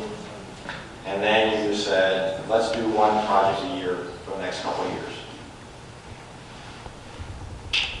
I think the point that you kind of see on this is as you go year by year, the costs, you know, as you were saying earlier, the costs do go up. Inflation, escalation, so forth. You know, you can break this out into 10 projects that we talked about. You can make them to smaller ones. There's some inefficiencies if you do that, right? If you break them all out. So you can get these, some of these you can group together, right? The cul-de-sac road, the mass grading for the amphitheater and so forth. You're kind of getting the heavy equipment out once, right? If you're doing any grading, open play, you got the heavy equipment out here once. You're saving on mobilization. All right, you're getting that out there, and these guys are all doing it. So Can you say that again? there's, once you kind of have, Cul-de-sac road and the... you can kind of, if you kind of think of just kind of doing some grading on cul-de-sac road, all this from back here, right? You wouldn't have to bring equipment back just to do Veterans Memorial. You took it from back of Village Hall all the way out, just got this whole area done. You can do the open play area, grade that, right, because you got the heavy equipment out there. Those are just some examples of just having the equipment out here once where the contractor doesn't have to mobilize again, doesn't have to bring equipment again. And that's reflected in option C? As you see all the escalations, the more you can kind of group them. So we didn't get to the point where we said, if you grouped every single thing together, what's that? Right, like did we get a grouping of the mass grading for all of these things? Right. That's the intent. If you actually did them, so if you did every project in 2020, that cost would be $14 million. 14,337. No, I just mean the grading. there's a lot more, you can. You still have to do the remediation in those areas where you're not going to build. Right. Because I wouldn't do don't the- necessarily mean do, all those, 8,774 projects, but could we do the grading for those things all at Sure. once? But And figure there's out- additional costs that go with seeding. Obviously, once they've made a mess, we have to seed it, we have to do all that. Does that make sense what I'm? Yeah, absolutely. It does, but I think you're. Am I overthinking it? No, I think you're looking at the beginning and the end of it, and saying, try to put these together. And then if you ever come back and you say, I want to do the middle area, you're going to muck up everything you just did. Once you get in there, you're still going to have to open up the ground a little bit, put things in. So I think you're going to pay twice for remediation. Maybe not a true twice, but one and a half. Okay, that makes sense, thank you. I see your point, though, Yeah. try to put them together to get one. Data. Right, but I don't think you'd save one. So along those lines, one of the discussions we had was if you did just the amphitheater, right? The building, the steps, and so forth, left the green alone and not do that, you could do that later, right? But the reality is we need soil from the green to balance out by the amphitheater, so the whole area has to be done. Once you've done that, you got to seed it back again.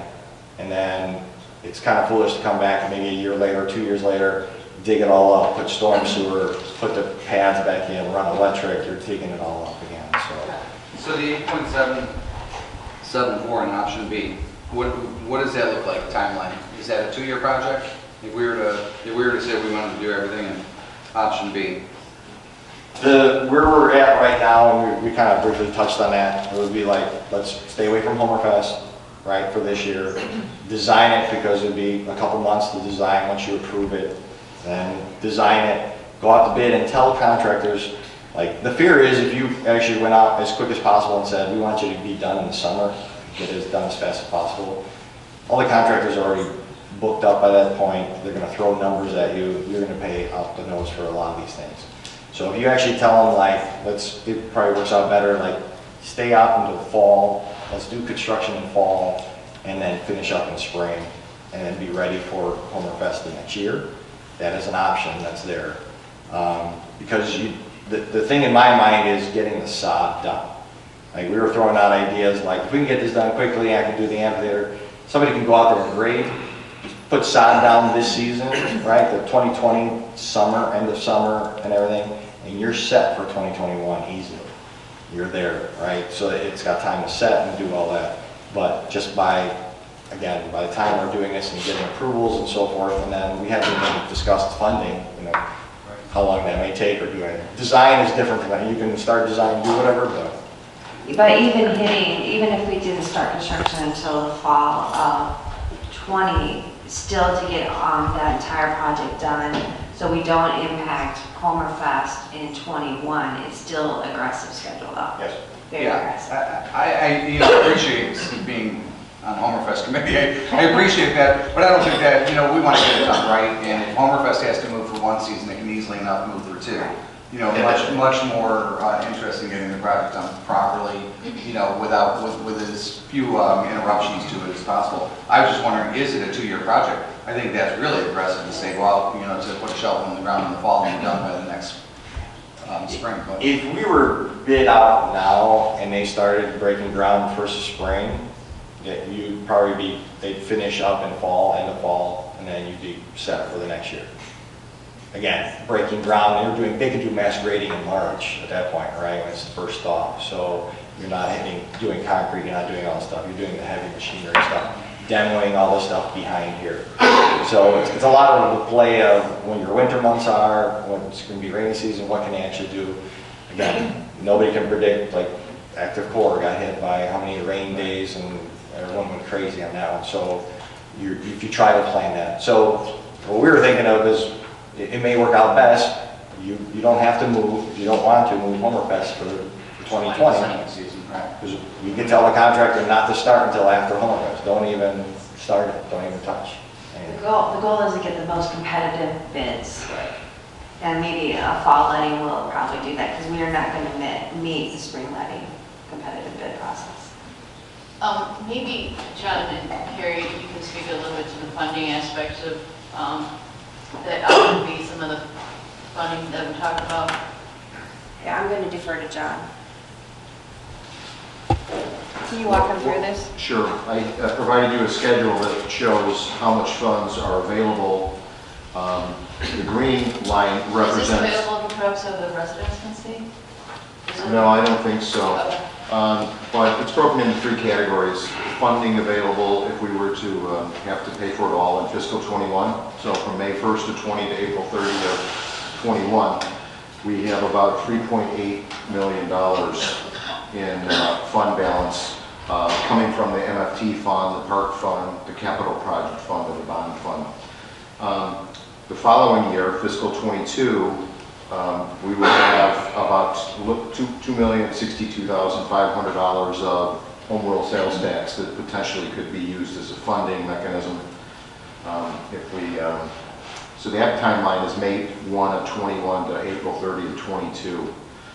The other ones are more aggressive. So if the board was willing to amend SOP number 2 with regards to what the bond fund can pay for, there is $3.86 million in the, there's an unobligated bond fund balance of $3.86 million that if the board chose to amend SOP 2 to allow for other capital project funding from the bond fund, those funds could also be available. And then I just put as a sidebar below that, you know, some other funding things that would require further board action, like home rule sales tax or local motor fuel tax changes. And I gave you the increment of those.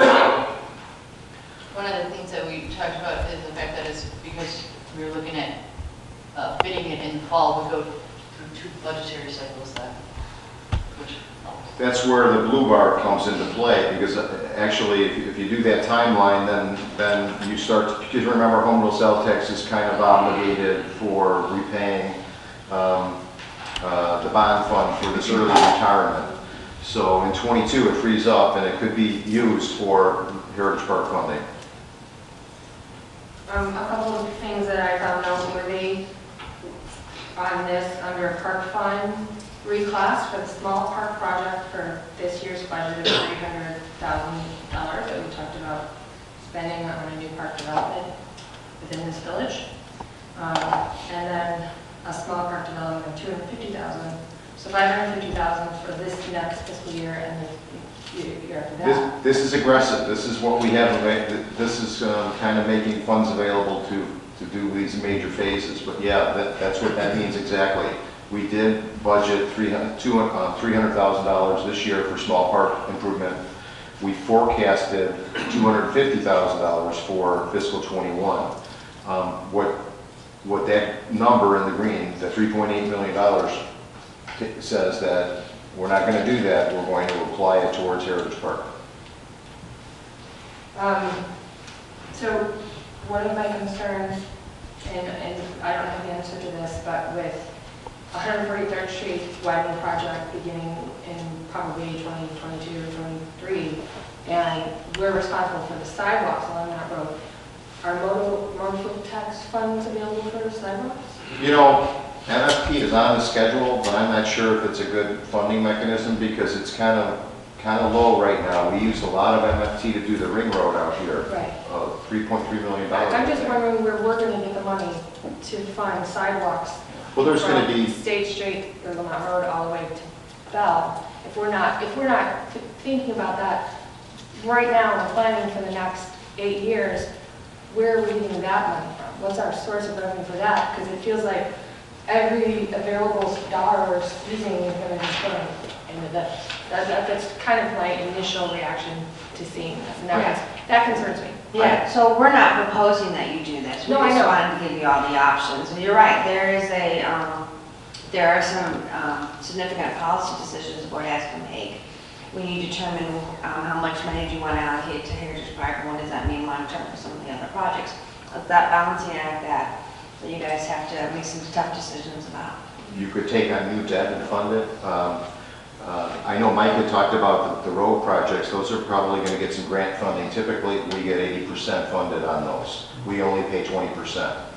General, knock on wood. That's so the projects are large, but the dollars are surprisingly generous. Not as big as you would expect. Do those grants and that tend to typically cover our bike path or the sidewalks, like we're talking about for 133rd? Well, for 151st Street, that would cover the bike trail and any sidewalks, drainage, you know, pretty much the whole project. As John had mentioned, that would be, typically it's an 80-20 split. So 133rd? that I would have to check to see. That's going to be kind of a unique situation because it would be built as part of the county's project. I don't know if there's really ways that we can apply for grant funding for a portion of the county's project. And the timing may be I know, the way they're doing it, hard to three time phases together. every 2 years is kind of off-putting, which is, that's kind of alarming to me, that how do we plan for that, you know? Well, fortunately, we have a new revenue stream that we started in September. It's the MFT Renewable Fund, which is approximately, that's $420,000 a year. It's brand new. We didn't know it was coming last year when we did the budget. That's what that number on the schedule is. I would rather retain it for road projects personally than apply it towards Heritage Park, because the fund balance, the revised fund balance projection at the end of this fiscal year on April 30th is about 500 grand. So, not a lot. Not really. It's a fund that builds up over time and then it spends down quickly. Right. So I think we've done that, and now I'd like to see it get built back up again. Thank you. Thank you. So what is the timeline? What, if you're going out to, I mean, yeah, we're always going to have money issues and where do we get it, and, you know, I'm not making light of that. No.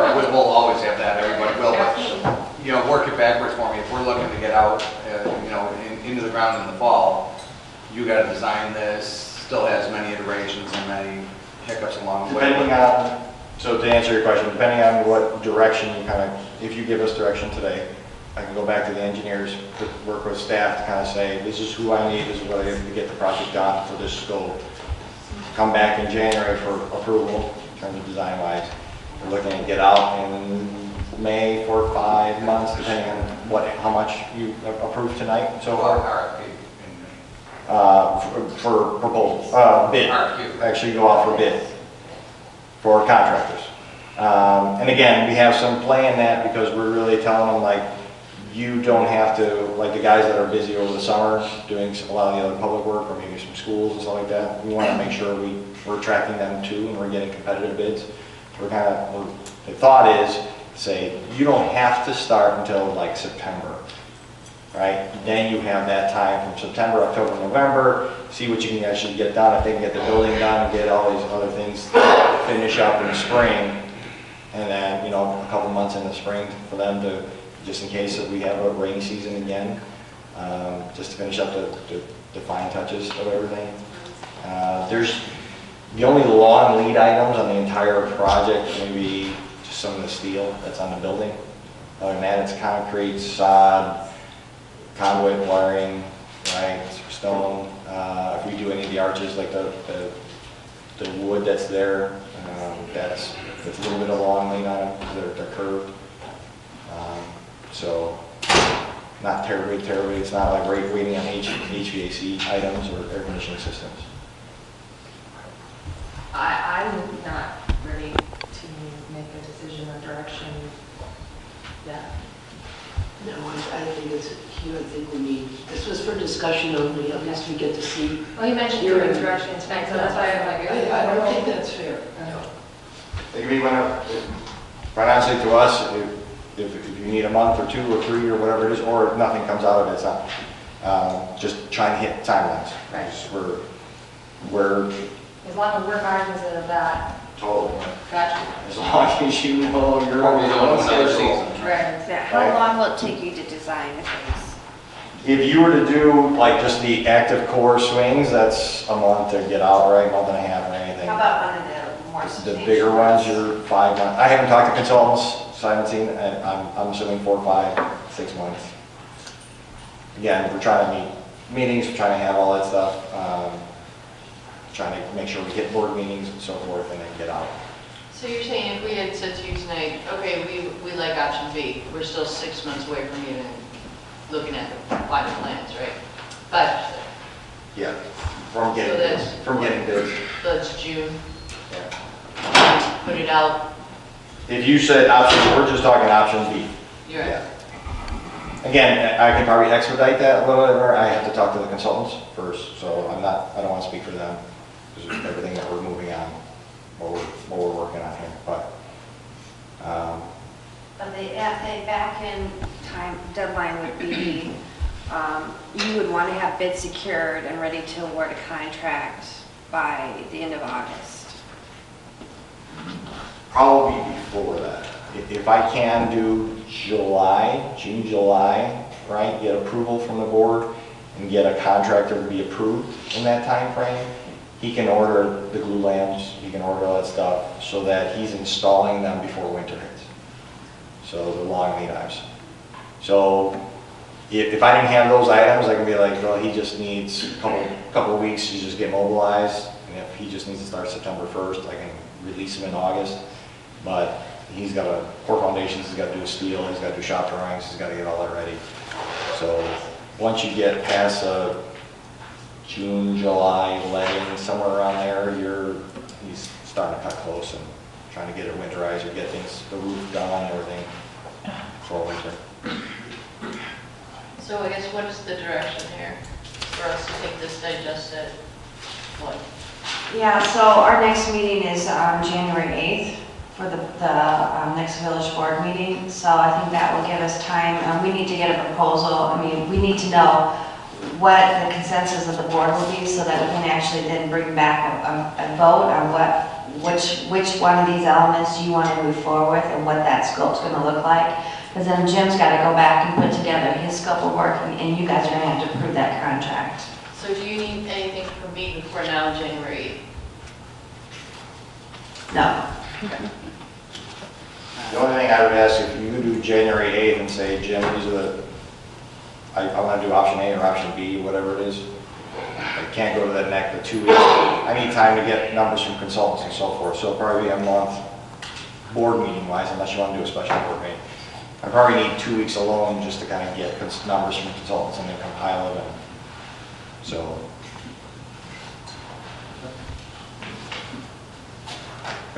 Thank you.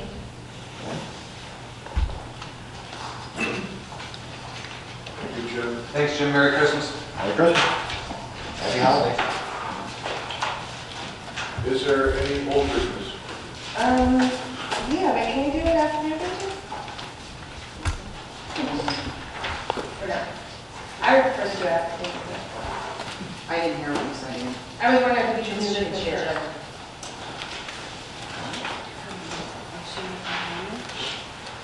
Again, I still didn't hear it. Are you amending the agenda? Well, I was making copies and I was hoping he was going to wait for his turn, and so I wanted to mention that during the amendment motion. Just do new business first, then old business. What, should we do it now? That's what I'm asking. How long is it gonna take? What you want to put first? Well, we have to go over Christina's report and I have a response. And then I have a couple items on new business and one on We still have a executive session tonight, too.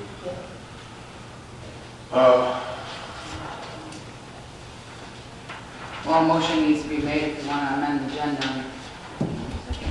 which it should be done under the amendments.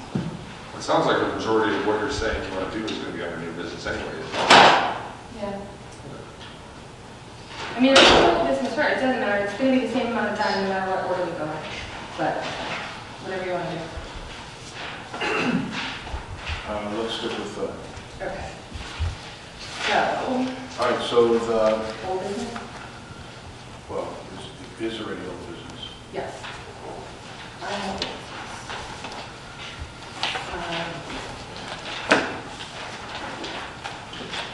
And I have copies to make for the things that I'm going to be talking about and the things about.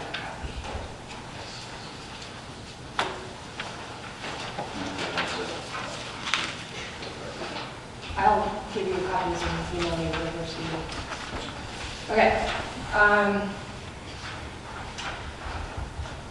So,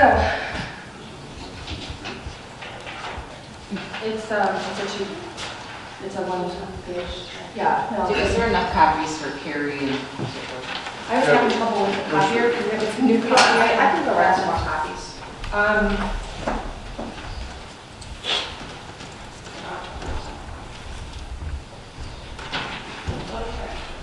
Ruben, do you have one? Yeah, Does Sharon have one?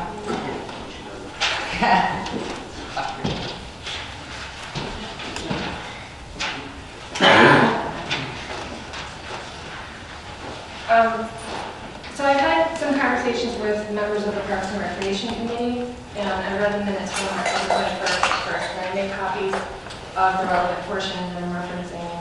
It has to do with the member Walter's report that he was given at that meeting.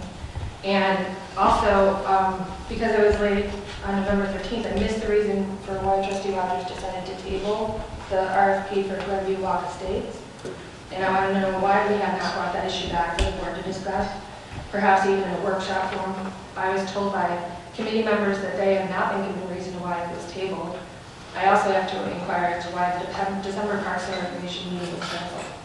I was told by several committee members that Co-Chair Rogers conveyed to his staff there was nothing that needed to be put on the agenda, so the meeting was canceled.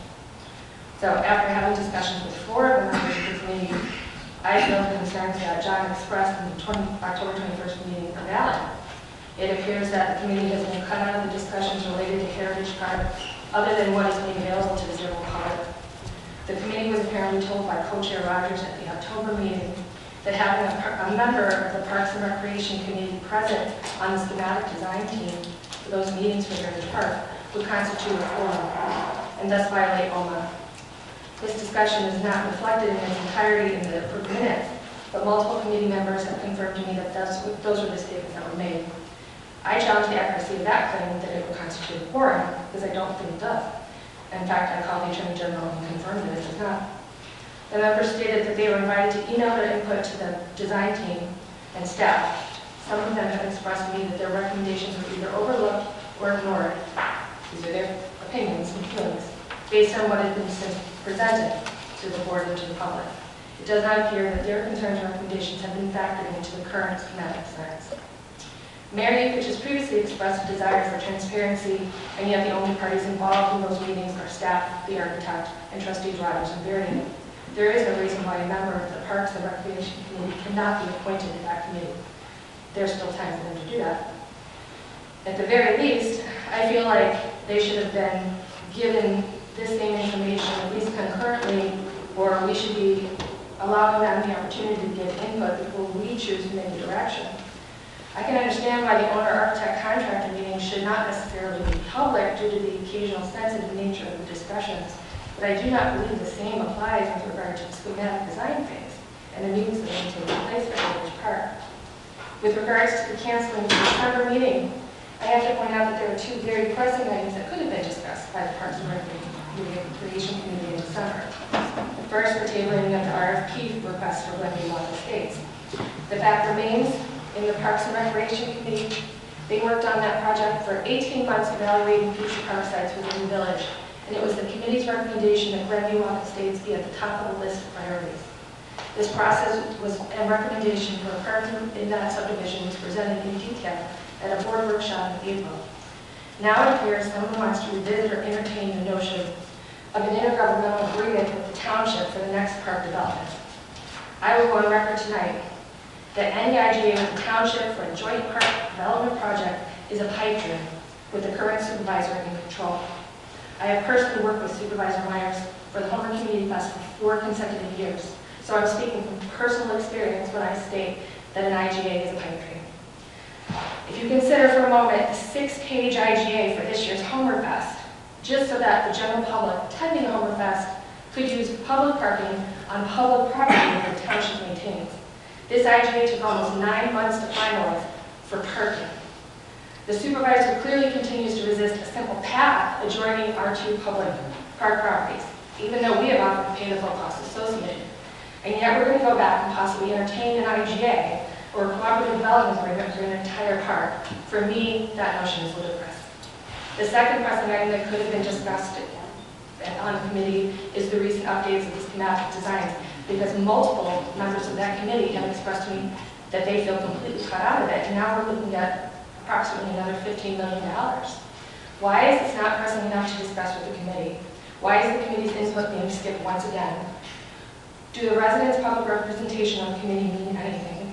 Do they have a worthwhile opinion on what's being considered? Do we not want to hear their opinions on the planning phases before we make the decisions? Given the SOP of the Parks Committee, why does the committee exist if we are going to ignore the SOP and not even hear or consider what they have to say? Thank you. Welcome. Okay, is there any other old business? I have a question. What day would the Parks and Rec Committee date fall on? Is it the 3rd or the 4th Monday? It is the 3rd. I was just curious. And I know we didn't necessarily have all the numbers, but it could have been filled for another day. I know, but just being a chairman of the Parks and Rec Committee in the past, we have typically always canceled the December meeting with all the other meetings going on and the homework for the holidays. We always thought that canceling the December meeting was giving everyone a break from everything that's going on. Right.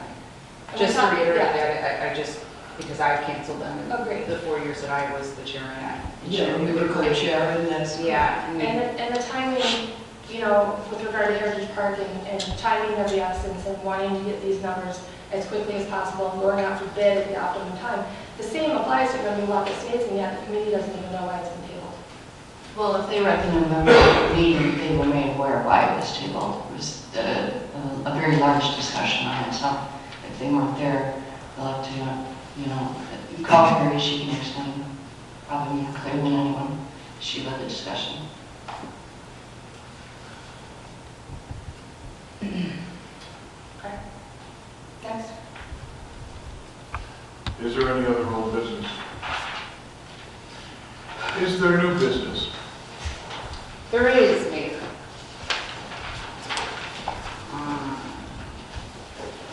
Okay, so I wanted to start off by saying the report I had provided for you guys was just, it's just my way of communicating to all of you at once the tasks and the challenges with the current clerk role.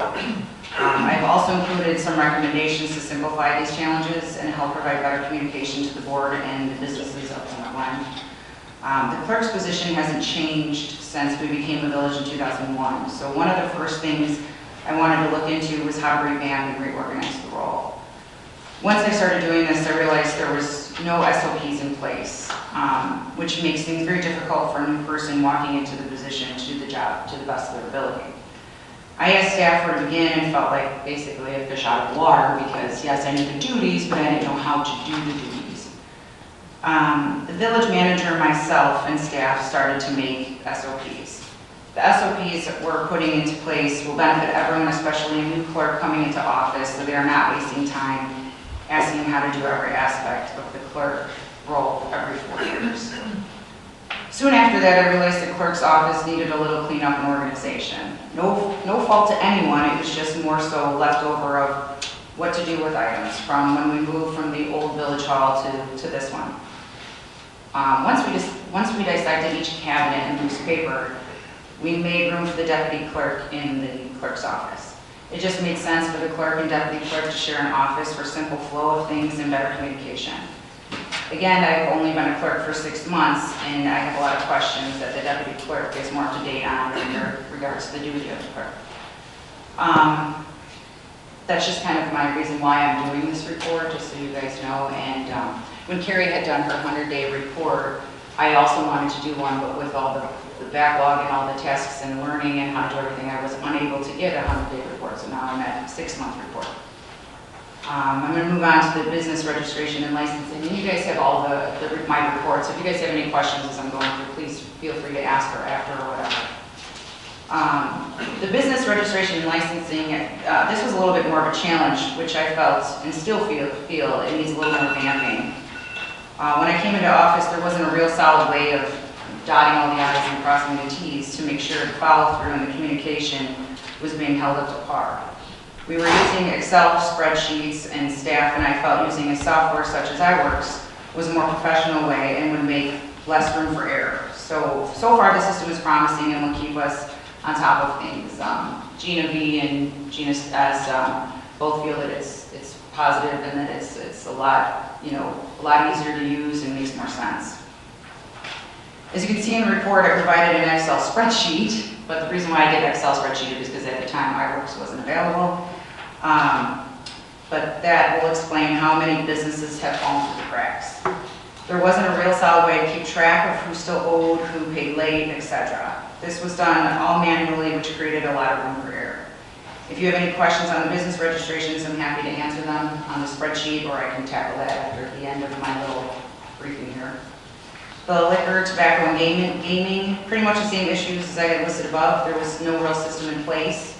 There was no SOPs. It's more of when I kind of came in, it was more like a guessing game and wasting staff's time on how to do this and so forth. Before I go into the executive session portion of the report, I would like to express a few opinions, myself and a few others within the staff that had. So, the clerk's role is a part-time position and a part-time salary.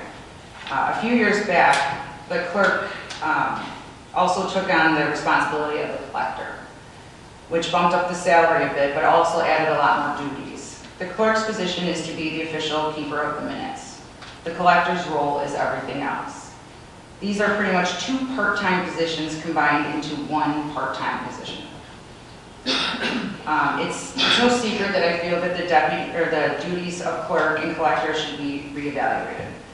I want to make this very clear that I'm not looking for my role to get a pay increase or decrease my responsibilities. I just want everyone to understand that the clerk's current role is two different roles. There's a clerk role and a collector role that's combined into one. And for those who don't understand that, it's two different jobs, like I said, combined into one. My goal is to do what's best for the village. So moving on to the executive session minutes, I have provided a very detailed list of executive session minutes. There is one error, which Trustee Holtz had pointed out to me under 3F, that if I could explain. Where is that?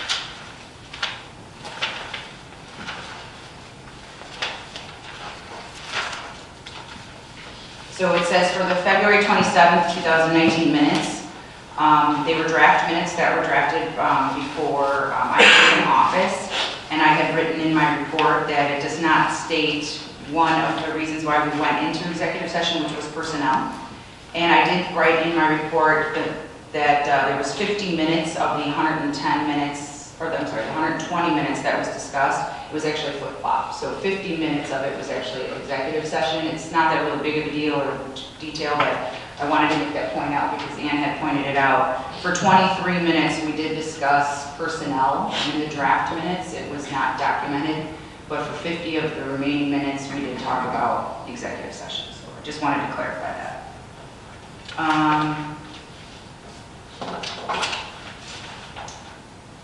So is there any questions on our report, or does anybody want to discuss anything? I took a lot of time into making this report, so I'd like to answer any questions, any concerns. I can explain the spreadsheet if anybody would like. I went through the papers that you had written, and I've written my questions, but sure. I'll let you go through yours, and then I'll address yours all at the end rather than switching back and forth, if that's all right. Yeah, that's fine. So I can explain the business registration summary if you guys would like. This is just 2019? Well, it's a combination of 2018 and 2019, and I can explain which one of each is. So in the first line, is there a copy of it? No, it's just what it is. Okay. So the total number of brick and mortar businesses are 295, and the total number of home businesses is 225. So that is a total of 520 total businesses that we have in the plan. If you were to charge them a $30 registration/license fee, which I believe we are now changing the verbiage from registration to license, the total collection would be $15,600. The total number of brick and mortar businesses not paid in 2019 would be 28, and the total number of home businesses not paid in 2019 was 38, which would be a total of 66 businesses. So the registration fee is $30. The first initial late fee is an additional $30. But the village has the right to charge up to $750, depending on how late they are, if they do not pay, which would total a total of $49,500 in lost revenue that we did not collect for 2019. The total number of brick and mortar businesses not paid in 2018 and 2019, meaning consecutive businesses that did not pay their registration fee in 2018 or 2019, would be 7, and the total number of home businesses that are the same would be 22, so totaling 29 consecutive businesses that did not pay for 2018 or 2019. No, it's 2018, I thought we determined today. No, it's 2018, so they did not pay in 2018 or in 2019. So Oh, right, okay, but that was for the calendar year of 2018. And 19. So they did not pay in 2018, and they did not pay this year as well. Oh, okay, I didn't realize that's what you were saying. Yeah, so there's 29 businesses that kind of just, that fell through the cracks twice. So is it 1 year we lost 49,500 or is it 2 years? So That's pick just a number. in 2019. So in 2019, 49,500. $500 by not collecting the max amount of fee that we could. I pointed this out in my response, and I will talk about it then, but for the record, the village has never assessed fines since this ordinance was adopted in 2004, ever. Not just 1 year. That was not the practice that was taking place. Well, I think the point's different is what you just, we never, I to take up Christine, explain everything, and then everyone will have their turn to talk. So part of the reason why I'm bringing that up, and I'll go through the rest of it and then kind of touch a little bit more on it. So the total brick and mortar businesses late of 2018 was 93. And I say late, not paid, I mean late. And then the total number of businesses, home businesses, was 73. So that would be 166 businesses that had paid late out of 520 for 2018. So the total paid after, so we roll into the 2019 year. So when we send out our business license registrations in December, we give them to, or we should be sending them out in November. There was a point where we kind of fell behind in years where if we didn't send it out in November, we would send it out in December, and then we would extend a grace period and so forth. So we extended the late period to January 30th. So the total paid after January 30th, 2019 would be 38 businesses, and then total that paid late without an assessed late fee would be 49. So basically what I'm saying is the total that we should have collected would have been $5,220, so we were short $1,470. So basically the reason why I'm bringing this to your attention is because, as Ann had stated, we had never collected late fees. It is my goal to make sure that the businesses do pay on time, and if they don't, we start collecting late fees. It's important that we do make sure that they're up to date with their registration, especially if they have a gaming license or a tobacco or liquor or whatever kind of, any business, regardless of what it is. I feel that they should be paid on time. So I wanted you to know that, and then we had established a standard operating procedures of how we're going to go about that. So because we haven't done it in the past, I really just want you guys to know that it's my goal to keep you guys updated on where we're at with these business licenses, who's paid, who's not paid, and what businesses we would go door to door and say, I'm sorry, you have not paid, we are here to collect the fee, or we have to close your business temporarily until you do so. This would be for the future. For the future, yes. Right, because everything is behind us, we can't go after them. Yes, so we're going to start new, fresh for 2020. Well, I have a real basic question. Sure. Our current system of registration is an ordinance that has been adopted by the board. So the authority to relax that ordinance still rests with this board. So who's out there not, giving away money essentially? I mean, that authority rests with us. That authority does not rest anywhere else if we've enacted that by ordinance. That would come back to this board And I can't speak for before 2017, May of 2017, if you indeed say that, nothing's been assessed or collected since 2004. But nobody's asked for my vote to relax that, to waive that, abate it, whatever you want to call it. And that authority should rest here.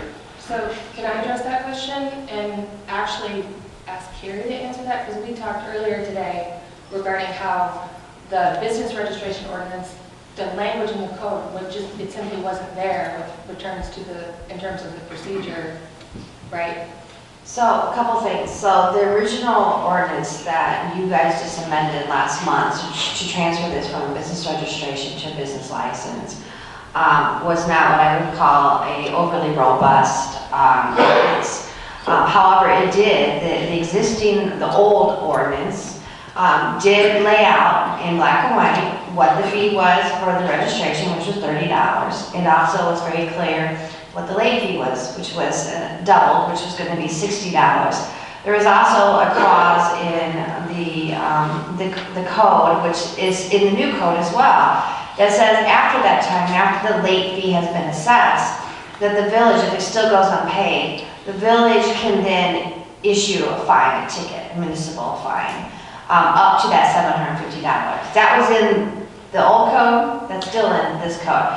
That is where there's flexibility, because when you issue a ticket, it's up to. So let's say Mr. Baber goes out for 5 businesses that aren't licensed and they've already been fined the double fee. And he says, we're going to write you a ticket, you need to come before the hearing officer the next court day. Well, the ultimate decision on how much that fine is going to be the final decision rests with the hearing officer. We don't get to make that determination. There's a lot of different things that go into that determination by the hearing officer. But $30 initial fee and the late fee of the additional $30 is non-negotiable. Those are things that no one has the authority to waive. Nor do they have the authority to waive if the hearing officer does assess a fine on that ticket that was by code compliance. Yes. Then that still would have to come, I don't know if it goes to the courts, the small courts or what, but I mean, all of these things are, these are the first steps in things that, it's a horrible word, but it's crumble. This is, I'm not going to do that, but, it's going to go somewhere else. And that just can't happen. You can't be doing that. There are rules, and those rules have to come back before the authorizing board and say, do you relax these or do you not relax them? We need to be kept in that loop. And that's part of my report is from what because I was a trustee before, if you remember. I don't remember being made aware of the lack of payment of business registrations. And that's my point, is saying that there's a clerk role and there's a collector's role. And I can, now that I've been in this position for 6 months, I can understand where you're supposed to be doing a part-time job where things can fall through the cracks, because businesses, I feel personally, and I've talked to Joe about this and other staff members, but I feel that the collector's role should be more of a staffing role, because somebody should be here for our businesses, during business operations, business operating hours, I'm sorry. For a business to get a license from me, or ask me a question, or need a liquor license, or ask for tobacco, or even new businesses coming in, I'm not here 40 hours a week, so it's more of like a catch-up game, where I still have to review my minutes, do executive sessions, be here for the meetings. I mean, it's more of like a full-time job to be doing both positions at the same time. So I can understand where things can fall through the cracks, and unfortunately, when I came in, the deputy clerk was not abreast to what the collection process was. And it was, for lack of a better word, very unprofessional on how we were doing this. It was more like just a binder, more like I said, a lot of room for error. Just a piece of paper with documenting and Excel spreadsheets, where now iWorks is actually, a godsend, because now they just input it in, you can print reports, you can look, you can see, you can pull up their name, and it pulls it all up for you. So the process is going to be a lot easier. But like I said, for the clerk to be in charge of that, it's a lot. It really is, for, like I said, a part-time position. So yeah, that's one thing with the business licenses. And then you tack on the gaming and the tobacco and the liquor licenses, and then new businesses coming in. You have to go through that whole process and the meetings. like I just keep saying, it's a lot for a part-time clerk to come and do. So I can see where things fall through the cracks, I can. However, it should be important that we make sure we are collecting funds and that we are doing the right thing. So Carrie, myself, Joe, Gina, Jamie, we all got together and came up with a standard operating procedure of who's doing what, who's the first line of defense and who's the last line. And so I wanted to reassure you that this is one of my goals, is to make sure that we do collect every dollar that is due to us, because I think the businesses have found loopholes and they didn't find me last year, or hey, I didn't have to pay the fee last year, and let's see if we can get away with it again. Definitely try to take advantage for sure. So, I mean, but we allowed it. It's not their fault, it's ours. We allowed it, and I'm not saying so much the board level because we were not aware of it. So, but now that we are aware, like I said, my plan is to report to you guys on a regular basis of where we're at, every month until the businesses are paid or who's not paid. And the only thing I was going to add is that the whole business license process is completely changed, like 180, 360 degrees, from the use of the software system that we now have in place to defining who's doing what, to amending the code and making sure that there's a clear process outlined in the new ordinance versus what we had before. And then we're going to evaluate. All the letters have already gone out. And so now we're in the process of them coming in now before the end of the year. And we're going to be evaluating, we're going to be adjusting what that SOP is over the course of the next few months to figure out what's the most efficient way we can do this with the least amount of staff touches in the process. Because it doesn't make sense to have 10 people involved in one business registration application. It does not make any sense. So that's what we're trying to do. And I think we've made humongous strides, Matt, Joe, all of us, Christina, in just figuring out what is it, kind of throwing everything out and starting all over. And so we're going to evaluate that as we move forward. Well, with what you were just saying, the problem that we had is, yes, registrations weren't sent out. But every month, starting in January or February or March, everything was prepped. I had piles and piles and piles on my desk of business registrations, liquor licenses, tobacco licenses, and they were put on my desk to sign so the clerk could put them out at that time. Well, I've signed everyone, never stamped one. Every one of them are signed because I want to see who they're going out to, but did not know that they weren't going out. Okay. I would like to be able to respond to the report in chronological order of her report, because I think my response addressed a lot of the concerns and probably some of the questions, because this is not the first time that the mayor, myself, Carrie, Christina, Joe, various staff members have had discussions on this. We've actually talked about it 2 or 3 times with me, and then I know there were meetings that I wasn't at. And so I know everyone has concerns, I get it. I would like the opportunity to respond and see if some of that can be addressed, simply to save time, if that makes sense. So go ahead. I mean, we're on business registration. No, I was saying, why don't you give your report and then I'll respond and hopefully address those questions. So if people still have questions that I don't answer in my response, write them down and then we can go from there. Well, given my portion of the report on the business registrations, like I said, the only thing that we can do now is move forward on the business registrations. I did have one question because the businesses from 2019 that are still out there that are not paid. The only question I don't know if you had the answer for, but is how are we going to proceed with the 2020? Are we going to go in arrears and say, unfortunately, we have to pay? Are we starting fresh for 2020? Okay. And then I just wanted to, like I said, let you guys know what the losses we have, what the steps moving forward are, and that it is a work in process, and that, again, that is technically a collector's role. So eventually, I'm going to be coming again before the board to say we need to reorganize or rediscuss the collector's role versus the clerk's role. And I just want to add also, those $750 fine amounts would have to go before the adjudication judge. Right. So that's not, those weren't a given. Typically, during the court process with adjudication, if people come into compliance, they're not assessed a fine. Compliance ultimately is what we look for more often than not in situations where somebody's in violation. So, just want you to know that. All right, but it's the same thing. It's the same token. If they did not get the first one, that means they didn't get it. Right. So the second one's coming around. Sure. That would have been a case. It's a few months later, so then, even if they opened it up at that point, or even if one was not sent out.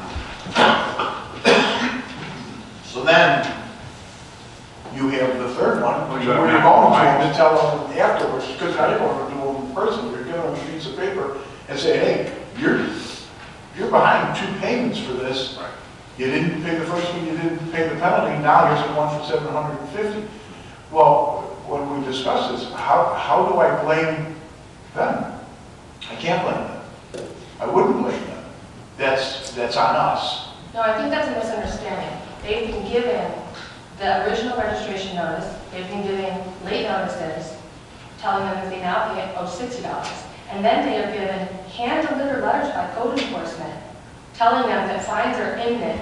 The one thing that was not done was actually assessing those fines and writing them a ticket and sending them to adjudication court. They've been warned and told 3 steps along the process. Those registration certificates that you signed were, held in a file folder for when the formal payment would come in, and then the certificate would be mailed out. That was my understanding what had happened. That's what I'm saying. I think there's some confusion that can be addressed.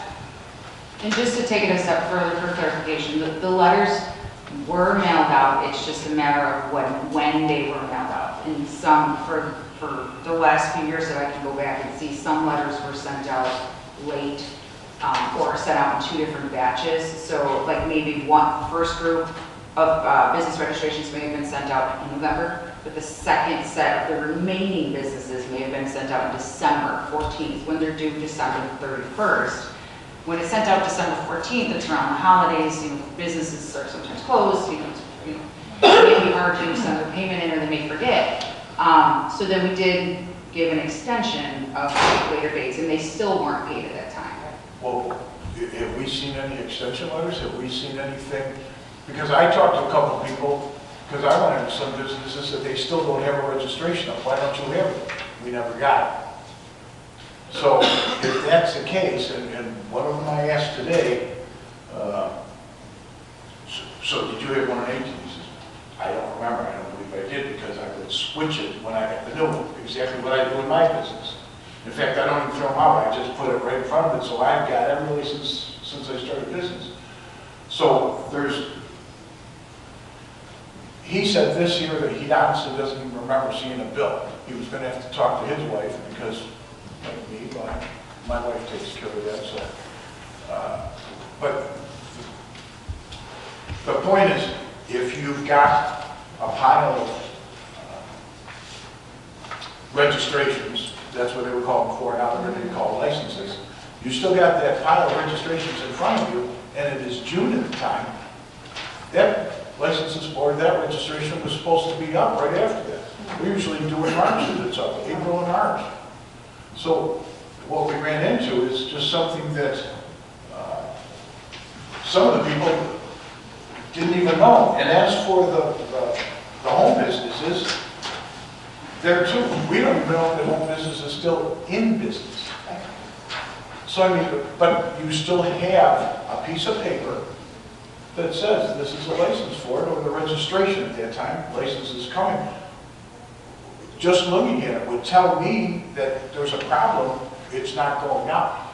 So, as I said, I prepared the 500 or so certificates ahead of time in anticipation of when the form would come in and the payment, the certificate would be paid out. So obviously, if those people did not pay, the certificate did not go out. That doesn't mean that warning letters and late notices did not go out. They did. And I addressed it in my response, but I'll say now, what we've been heard, and you can ask staff because I'm sure they've heard all the same excuses as I have, that once the late notices go out, And specifically with regards to this past calendar year, they went out in February. So sometimes people's payment passes delayed notice in the mail. Sometimes people claim they never got the original notice.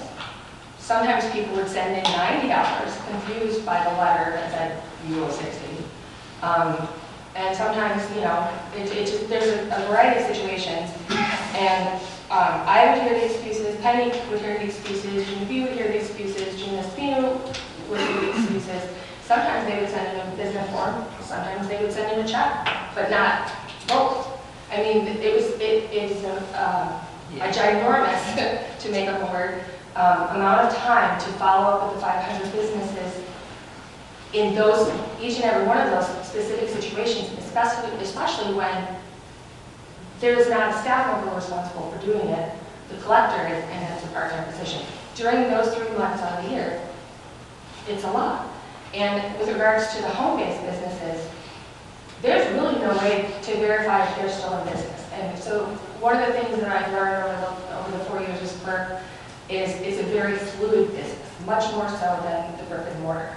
Like brick and mortar, somebody goes out of business, another business takes their spot. So that number consistently is hovered around 300. But the home-based businesses, that really when somebody that's in business the year before is not in business the next year. And there's no way to tell from looking at the outside of their house when we send out code enforcement until there's actually business there. So the only resource we really have is the report that the Illinois Department of Revenue generates annually, but they don't do that until September. So they send us monthly reports of changes, but if a home-based business hasn't registered with them or they don't pay sales tax, we don't even know. And there's a lot of businesses in town that aren't even registered with us. There's literally almost no way to verify. And the reality is, a lot of the towns around us do not register or license home-based businesses. All right. Well, John, let me ask you a question. Didn't we have a service that went out and they checked to see who's paying the sales tax, or if they're paying it short, or if they're... Yes, we did. We did. We had a revenue audit done for sales tax collections from home and Glen businesses. I know Trustee Holtz is talking about the registration, because businesses are required to have an Illinois business tax number. Correct. They may not collect sales tax, they may not pay income tax, they may not pay payroll taxes, but they could still be required to have that. I do agree, it is chasing a ghost. It's very, very difficult to assess home businesses, whether they're in or not. But we also had a lot of businesses that were home businesses, they were brick and mortar. So my second question would be that, do you, for me, when I get papers from the City of Country Club Hills, and they ask, who am I, my phone number, who's the contact, who's this, what's the codes for the alarm system? So this way, if God forbid something happens, they also do it. You send it in, and I send my check in with it, and I get my license. Right, that's the process. All right, so if that's the case, if we don't know if there's someone in home business, we got a phone number. Call them. Find out. Right, so in the past, like I said, it's all on paper, so it's just like a binder. It is a lot of I know it's a lot of work to do it, but now that we have the iWork software, it should make it a lot easier. No, that process will still be the same. You'll still have to determine whether they're a business or not. iWorks will have nothing to do with that. Yeah, but no, we still have to determine it, but at Right. least it's not a software. It's in a software It will program. generate reports, right? But I understand it. What I don't understand is then why wasn't a phone call made? And if it was something that you're overwhelmed on, and I understand it because I see what you do, and I see what everyone else does here, then you ask for help. Okay, can I just say something? So you referred to Christina, so 2018-19 total number of brick and mortar not paid, that's 7, and 22 for home-based businesses. So again, I think it's part of me for being direct, jumping to conclusions that phone calls were not made. I had an entire file folder documenting any and all interaction with businesses who didn't pay, didn't send in the form of a check, only sent in a check but not the form, people who sent emails or called the office The CSRs would then send me an email saying, this business is no longer operating. That would go in the file, and I would remove them from the one section of the spreadsheet down to the bottom. I think the point that we're saying is, with the iWorks program, the first part of the process is going to be so much simpler and smoother, and it will generate reports, correct? Right? Yeah, so if someone sends, like, for a perfect example, I received an email yesterday, they had received the business registration letter, and they sent me an email saying, you know, unfortunately, we are no longer in business, please remove me from your business registration, or your business list. So in iWorks, you just go in and click a simple button, and it takes them off of everything. It just removes them, and you can print a report from that point of who has been removed, who's still in business, who's paid late, who hasn't paid it, and so forth. And under the previous process, that all had to be done manually. And so to protect the integrity of the one database Excel spreadsheet, which was created in 2005 and then done save as, and updated on an annual basis, only I was doing that, because if you're going to have 5 people going into a database, you're not going to know who might have messed something up or entered the wrong information, or, you know, it had to be one person. It was daunting. It was daunting. And the reality is I have been talking to staff, village managers, you know, you name it, since 2016, trying to understand why the process is what it is, how can we make it more efficient, how can we streamline it, and I have done things to streamline it. In fact, in 2016, I had conversations with Director Schwartz. I also had a follow-up conversation with Joe Baber, this was back 3 years ago, and he is the one that told me we have to issue fines before, and I confirmed that with Elaine. So this was back in 2016. And the sentiments that both of them expressed to me was, you know, we're trying to be a business-friendly village here, not necessarily to punish people. And so I totally get and totally respect what Christina is saying in terms of getting the revenue that under the code we are entitled to. And I think part of the problem is because it fell under the clerk collector role that, you know, and I touch on this in my response, that's probably not the best scenario. And in every other town around us, those functions are actually handled by the building department. And I have talked to... If I can interrupt for just 1 second, I'm sorry. I just want to reiterate, this is my report. This is my 6-month report of the challenges and the tasks that I have been given. For you to have a response, I don't want you to think or feel that this is sort of say an attack on you. This is more or less me explaining to the rest of the board the things that I didn't know is when I sat in that same exact seat. I did not know that these issues existed because it wasn't brought to me. I only think it's fair to explain to the rest of the board and the residents of what the current roles are of the clerk and the collector and where we stand. So there's no reason to defend what had happened in the past discussions that you have had, because it's not an attack on me. I don't view your report as an attack on me at all. I just really want to just, like I said, kind of explain the things, why I'm bringing this forward, how I would like to proceed, and just kind of move on. So, I mean, we met this morning, we met a couple weeks ago. I talked with Carrie earlier, like I told you. I just didn't want it to turn into like a defense of, you know, this is why things happen. We get it. I mean, I would just like to amp up on the business registration and keep in mind that it is a collector's role. And I can see why things would have fallen through the cracks, but at the same time, it needs to be at the forefront. So you guys know, moving forward, we need to amp it up on this. In the 10 years that I've been here, we've never written a citation for lack of business registration that I recall, and I don't believe even previously before me that was ever done as well and taken to adjudication court for records. So. But I do feel that we need to, or otherwise we're going to have more and more business that's not. I mean, why is it any different than like a code violation? I understand. I don't know where that policy decision came from, but it just never happened. Well, if we've never brought anything to anyone to personally put it in their hand and say, look, this is your 3rd warning, and have them give you an opportunity to, what are you talking about? Or, I screwed up. So, the point is, the whole idea of this is just, our business license is $30. not gonna break your bank. But when you have, I don't know how many we have in total dollars, that's a lot of money that's out in the village that shouldn't be. There should have been a catch-all on the back end to be able to find out. Because like I said, if you come into the 18 and then 19, you look at it and go, wait a second, I still got a stack of 18s. That right there should have put a big red flag up in the air and said, well, wait a second, we gotta find out why we have all these, because even there, I drive around this village so much that I know most of the businesses, so if I saw something in there and I saw a business, let's just say it's Joe Schmo's restaurant, and he's still in there, because I just went there the other day and had something to eat, and I got his business license. Or if I went by tea time and I got his business license. So that right there would tell me, wait, we got a problem. And unfortunately, it wasn't, no one caught it until Christine got in office and was trying to straighten up some things.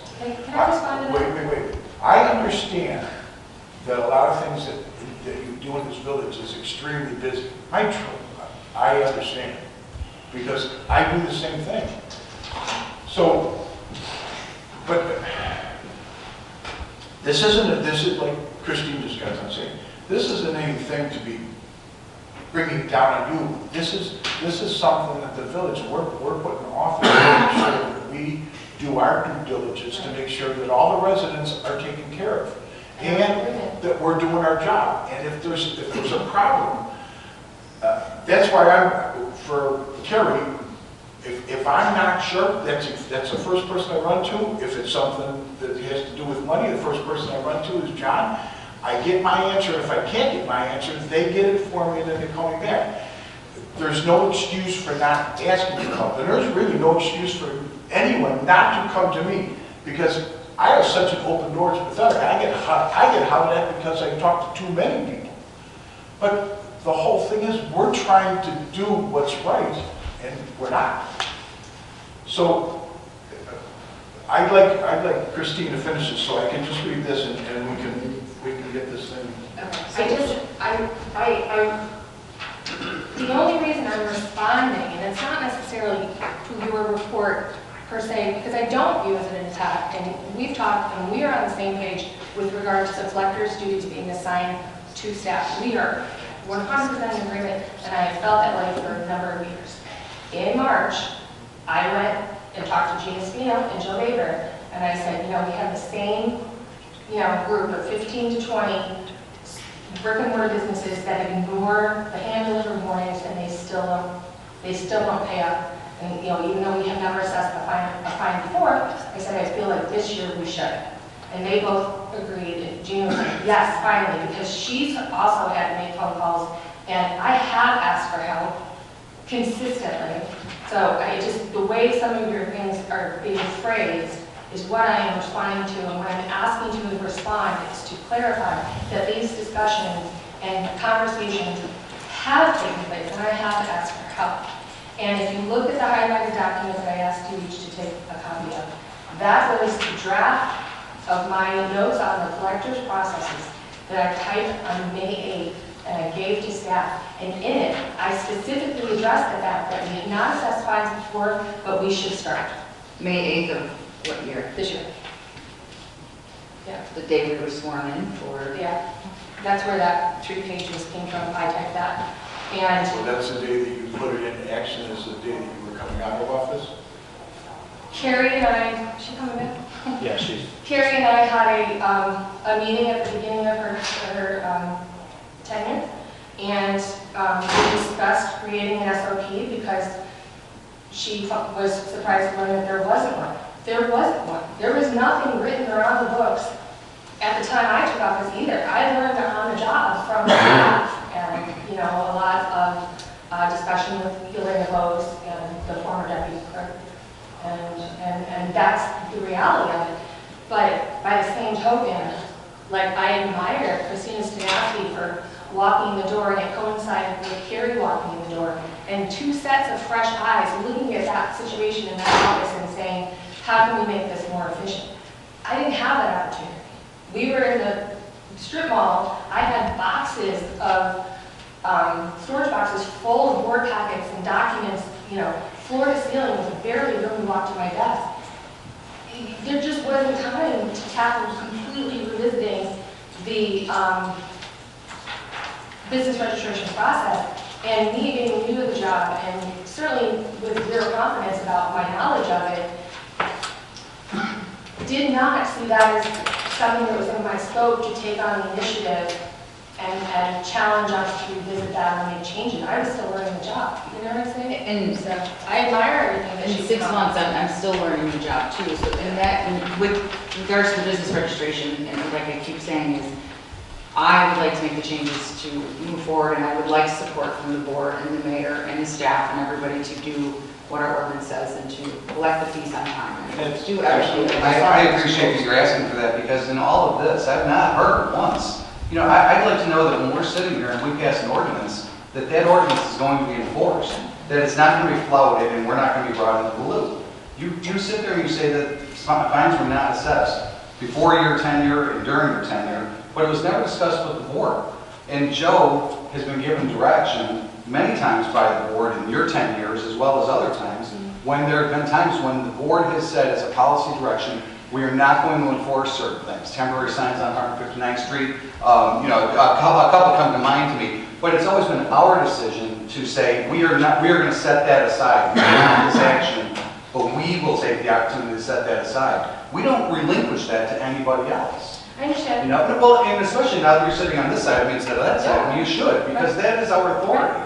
That is how we know that if we make a decision today, good, bad, or indifferent, that's being carried out. And if you find that, and again, I'm glad that Christina's now telling us this, because it's the first time we're hearing that it's super cumbersome and maybe not as important to go after home-based businesses. If it is, like John said, chasing the ghost, well, maybe the board needs to say, you know, that's the clerk's role to come forward, or to the manager and say, you know, I need a workshop on this, because these guys need to be roped in. They've given me, you know, a Gordian knot to undo here, and I can't undo it on a part-time basis. But if we don't know about that, this is just going to continue to snowball and snowball until we get to today. Agreed, and I agree, and I agree with the statements that, you know, Mr. Mayor has said in the past.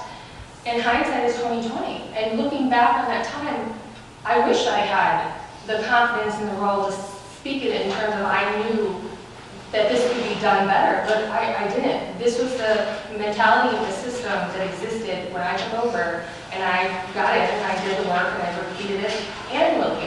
But I also was very diligent in making the follow-up phone calls, sending out the letters, emails, and reconciling my spreadsheet with the Department of Revenue spreadsheet every September in anticipation of setting up a new round of registrations for the upcoming year.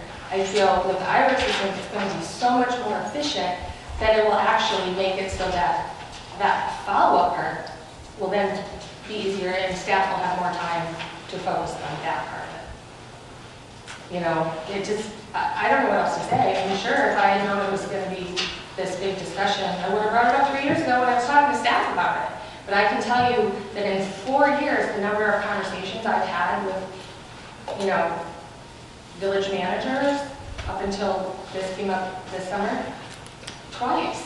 Mike Mertens in Rivera, and the only discussion they inquired about was why doesn't the building department handle it? That's it. So I did walk into the same steps that you sort of did. Yeah. No SOPs, no way. The only way you learn is by asking the questions and diving in. So I dove in.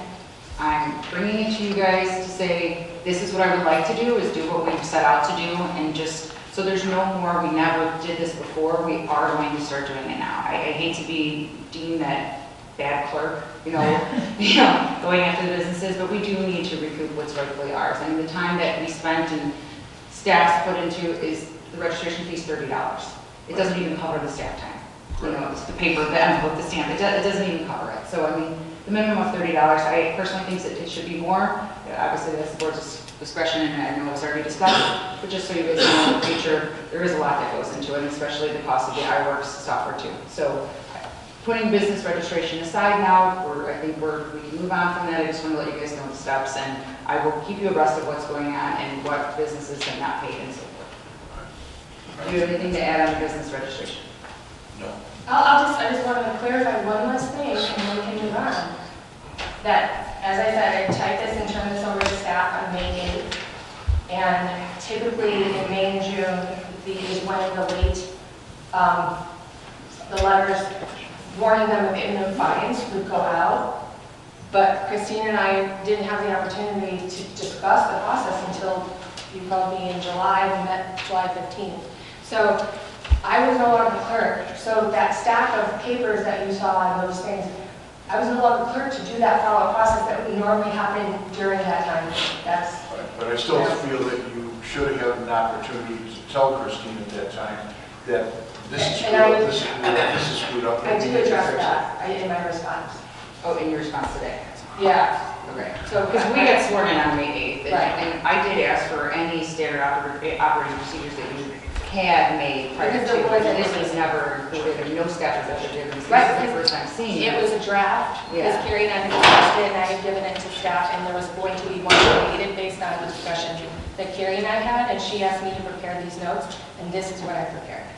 Yeah, I've never seen this, so I don't know if you've seen it, but, so moving on from business registrations, I got one question. oh boy.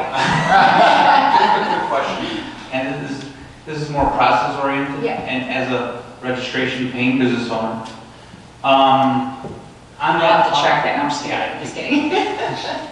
On the new process that you guys have, so that's more informational instead of automated, as far as, let's say, notice comes out, would the business owner be able to pay that online?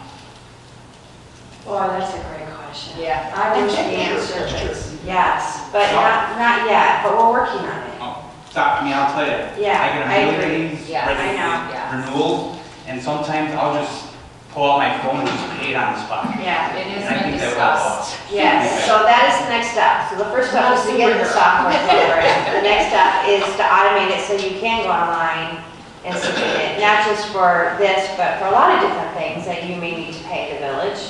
And so you don't have to mail any check, or you don't have to, we need to automate it. We got to catch up to that, but that's next on the list.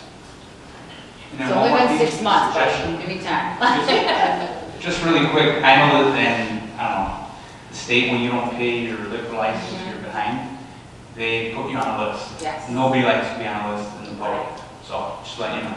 Public list? Yeah. I work over there with Bank of West. Yeah, and the recent code changes that we made to the business license process, the language that you guys adopted is much more verbose, and it is much more clear of what the ramifications are of not, if you're going to operate without a license, there's ramifications for that, up to and including closure. And sometimes you have to do those things, you know, and there's a process, there's a due hearing process that was included, there's a lot of things that are added to that to make sure that the business understood what their rights and responsibilities were, but also what our role would be in enforcing that new code as well. All right. Thank you. Christine, you want to?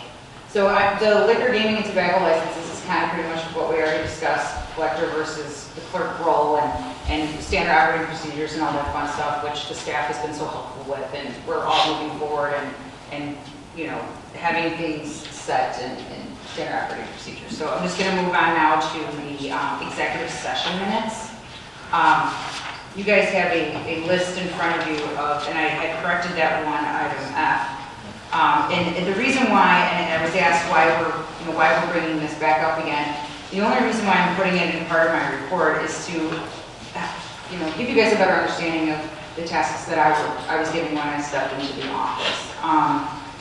A lot of this is being handled, and I've had a lot of support and people asking, how can I help? What can I help with? And George, you've been a great help with that as well. But I just wanted to give you guys an overview of, the items that were an issue and why now I'm lagging on my minutes because I'm trying to fix things in the past. And my number one goal is for the next clerk that sits in the seat won't have to go through the same things that I am going through and which Ann had gone through when she took the seat.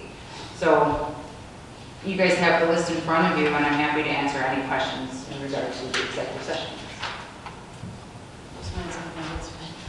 I know, they're a pain.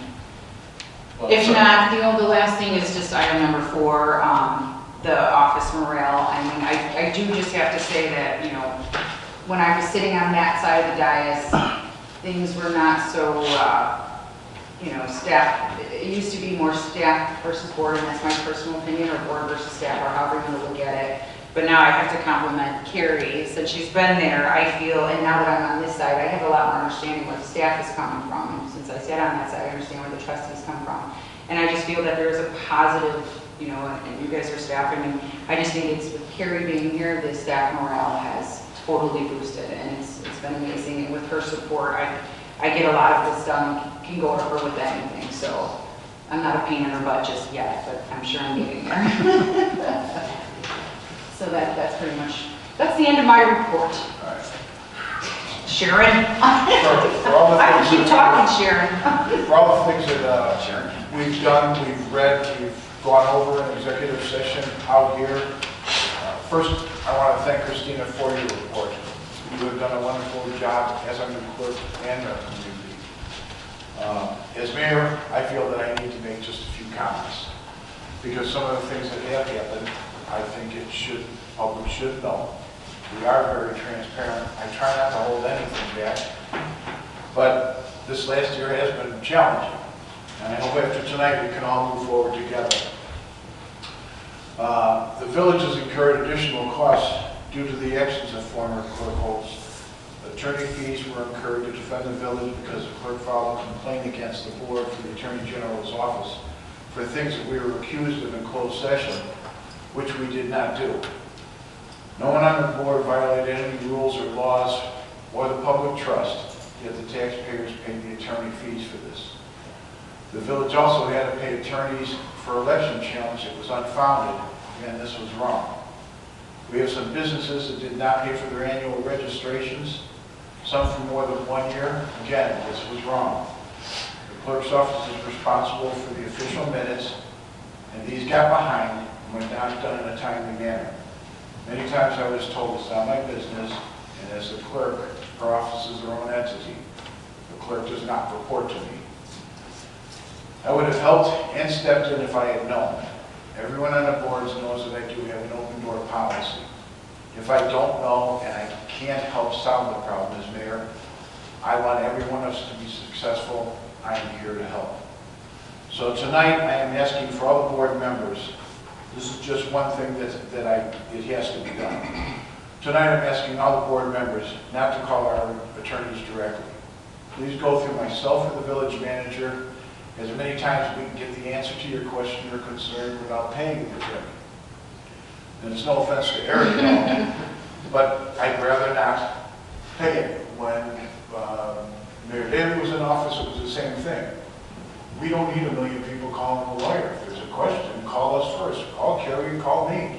If I can't answer it and I think that it's something you need to know, then we can do it. Because otherwise we just get billed on it.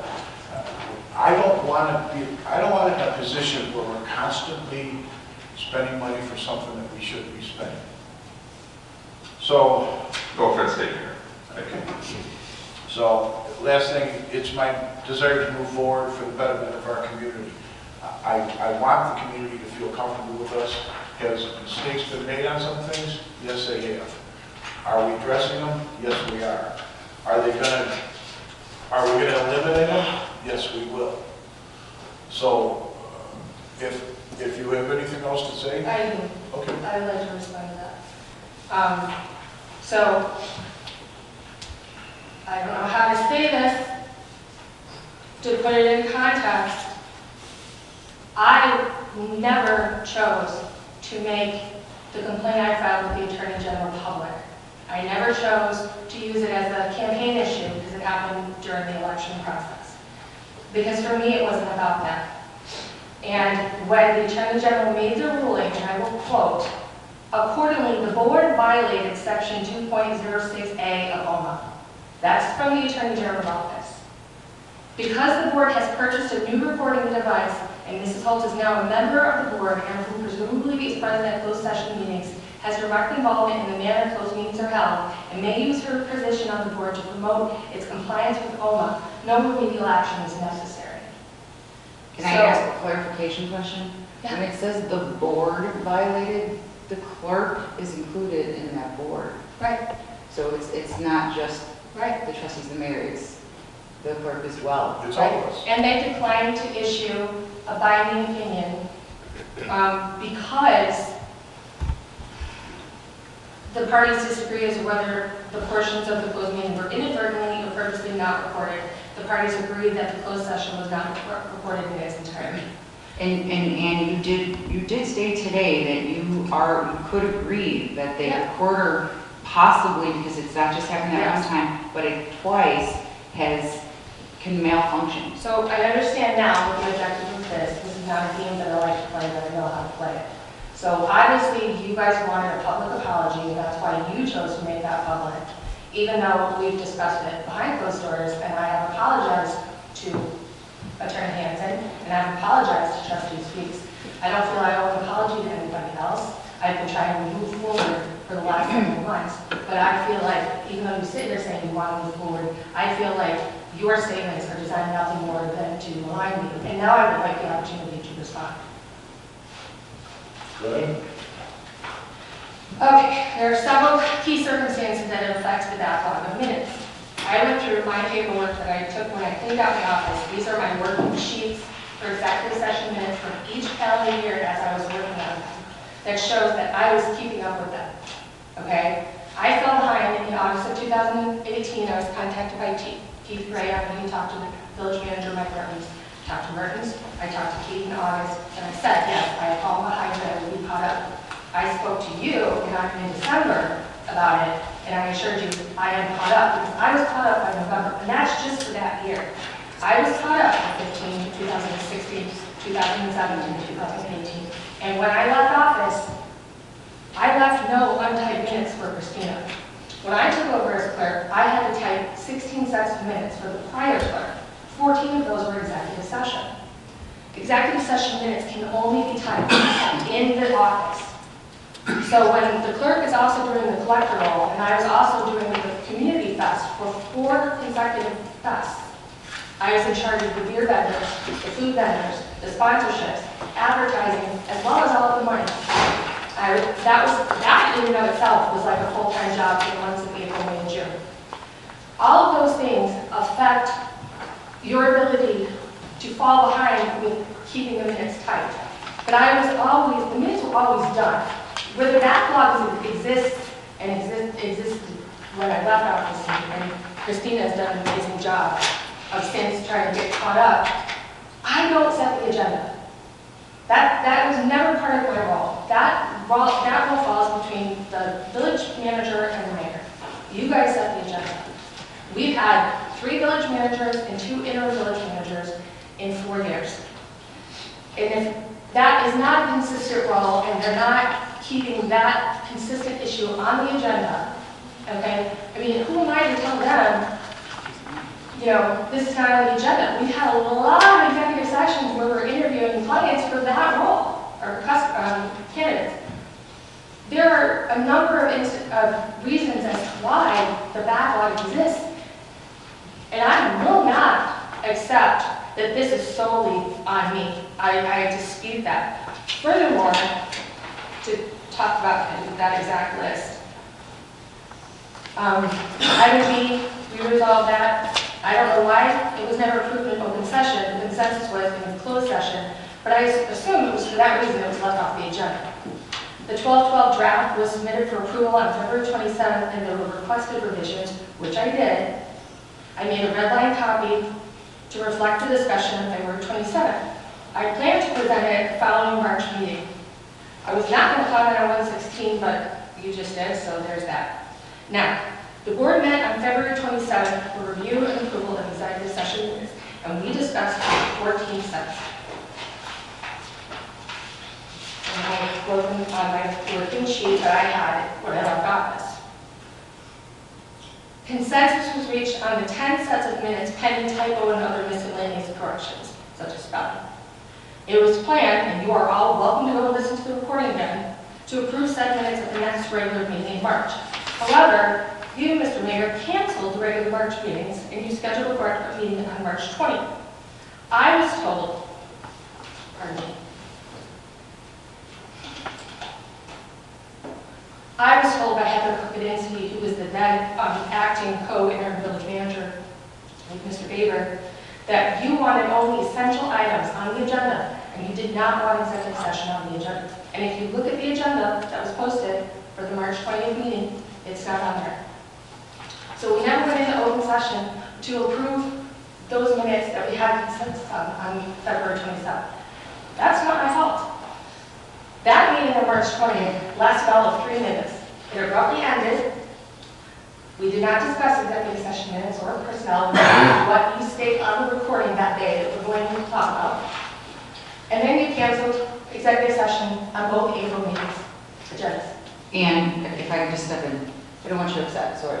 I'm calm. I know. I'm trying to know how I'm trying to stay calm. I just redirected, but we did. His statement was very clearly directed at me, and I wanted to defend it. I understand 100%. I know you and I are on the same page, and we've been good, but that was not okay. I just want to point out something, that the reason, and again, you're feeling like he had said something to you or attacked you, but in the same hand, you're going back and you're saying he personally canceled these meetings. These were not canceled because George just wanted to cancel them. They were canceled for the reasons why that January 16th happened, the recording.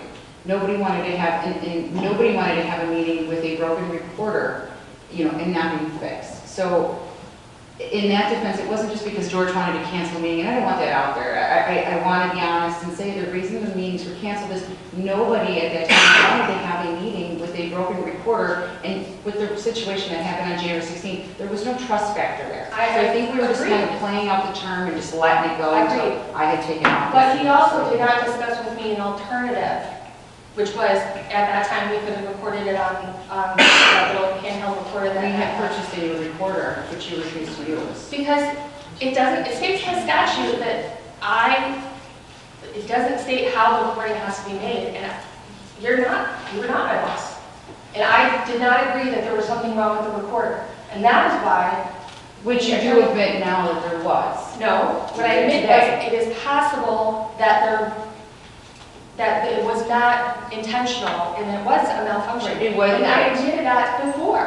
And that is That's why we bought the new one. And that is, okay, but you went about that without even talking to me. I came in the following week to go do the recorder and it was gone. And I called John Robinson and I said, where's the recorder? He said, I was told to purchase a new one. The mayor told me to purchase a new one. You did that without discussing it with me. And then you never came to me after that. And that's why I said that, about that. Because I was like, you're not even going to discuss it with me. Now all the meetings are being canceled. I was never given the opportunity to present all of these minutes. And there were 45. But some of them were a paragraph long. But I was not given that opportunity because everybody was mad at me about the AG. But Dan, you can't, and like I said, we have no beefs with each other, but you can't sit here and say that 45 sets of executive session minutes were supposed to be approved in the March 20th meeting when it wasn't even on the agenda. Yes, George had stated in the meeting on the recording that we were going in to discuss it, but it wasn't even on the agenda. Right. So you can't say that 45 sets of minutes were going to go in. No, I'm not trying to say that. I'm not So trying to say that. it is a backlog. Can you explain why there was a backlog? I talked with your father and I understand that. But moving forward, this is in the past. I think that the whole board can look at each other right now. You can say, I'm taking over this, I will handle this, I will get it accomplished, I will get it done. My only request is that the board can move forward on all of these issues and just kind of just be done with it. Because it's bantering back and forth, people blaming him, blaming you, it's getting to be too much and it's bogging down. To be honest with you, and you brought up that I had contacted you about those, and I contacted Manager Mertens, and actually I'd done that twice. And once was almost to the day, 6 months after I started, after our first executive session, because I knew what the codes are in Illinois statute. About the review. About the review. Right. And I started pestering about that. And I think probably most people on this board now know that, I'm kind of I don't hold back. I'm going to go for what I want, and I'm not going. So if you had mentioned at that time, Trustee Gray, I don't set the schedule. I can't get this on the, I don't know how to get it on the agenda. We never talked about the agenda. Because at least, I know at the 6 month point, I will give you that in my first month, I didn't know how to get something on the agenda. I learned quickly how to get something on there. And if you had told me that you were having a problem there, or that you didn't know how to, I would have definitely made that case right here in session and said, we need to get that on, because we need to not have this back. I did have that exact discussion with Village Manager Mertens, and then he resigned following up. So, what I'm trying to say is there are additional circumstances here that factored into this backlog. It is not solely about me not doing my job, and that very much feels how your comments are directed at me. And I'll also point out that one of the reasons that I would fall behind, during the 4 years, just by keeping up with the minutes, was you have to do them in the office. You can't do them from home. You can't do them in your spare time. You have to do them in the office. And let's face it, I'm a klutz, and I had an ankle injury, sometimes two, and I had a spinal surgery situation. That injury alone kept me out of the office for weeks at a time, and I had done my very best under a part-time hourly working arrangement to do this. And yes, hindsight is 20/20, and I said it before that if I could have handled the Attorney General thing differently, I would have. But that is almost a year ago, and we still have not moved forward. Well, and just touch on that point, and you are, I believe, correct. You had, and this is speaking for me, you had made an accusation which I believe offended a lot of people, which lost trust in you, because we didn't do anything that you had stated. And in the hindsight, after I had kind of reeled you back in to have you listen to the recording and listen to what Sharon had actually said and what George actually said and how it all happened, you did say, I wish I did it, and you typed those minutes, out of anger and all that stuff. So I believe that the board is still kind of holding that against you in a way, because you haven't apologized for that. You've apologized to publicly specific acknowledging that now. Right. Because I didn't think we were going to talk about that in public, because I thought, the minutes from that meeting have not been approved. I didn't think it was appropriate to discuss in public, but I am acknowledging hindsight, looking back on it after you and I had subsequent discussions, and I re-listened to the recording, and I heard what Sharon said, and, considering some of the stuff that we talked about, I reevaluated my assumptions about Eric's role. I apologize, and I acknowledged then, and I acknowledge publicly now, that if I knew then what I know now, I would absolutely have done things differently. And I'm sorry if my actions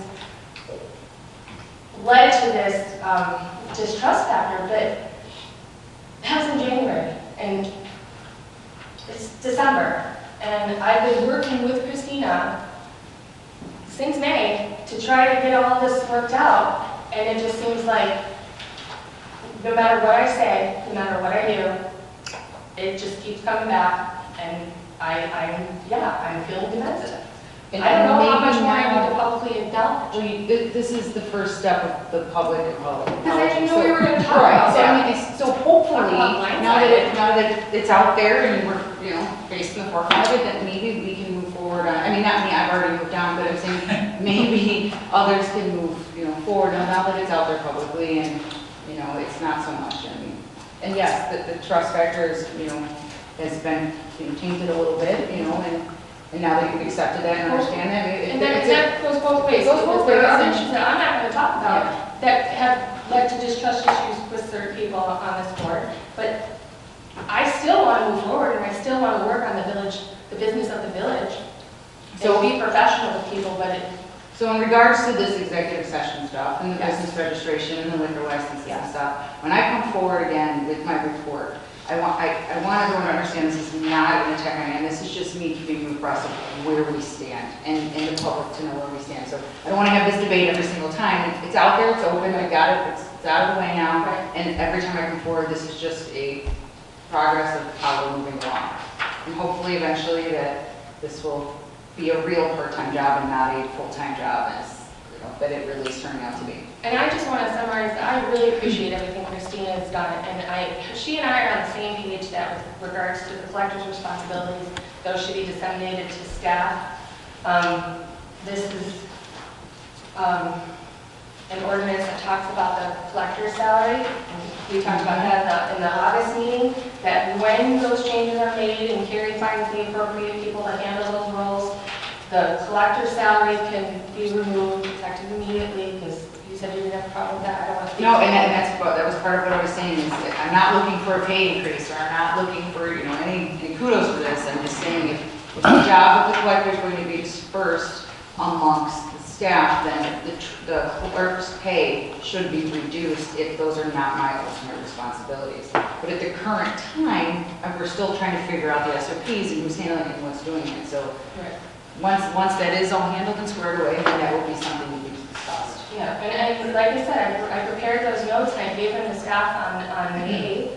And, I'm sorry that people are under the impression that somehow the current situation reflects that I somehow wasn't doing the work, and that I was not trying to work through this. I was. When I came in with Christina in May, the office had been cleaned out. We couldn't find the files until July to go over it.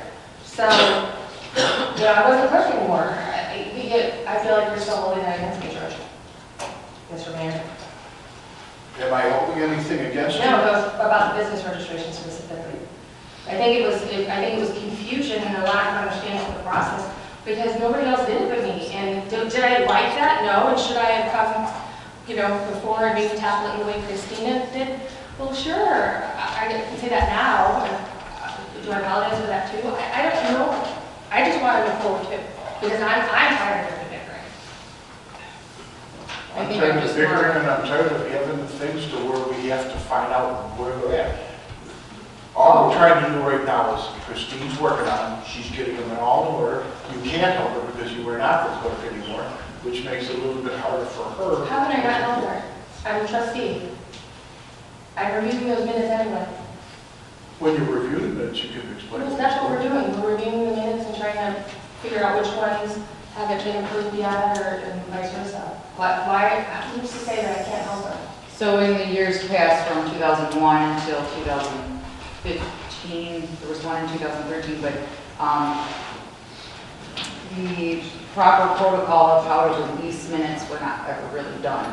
It's very shady of how it was done, and discussed in executive, but never brought out to the board. So we do have to do a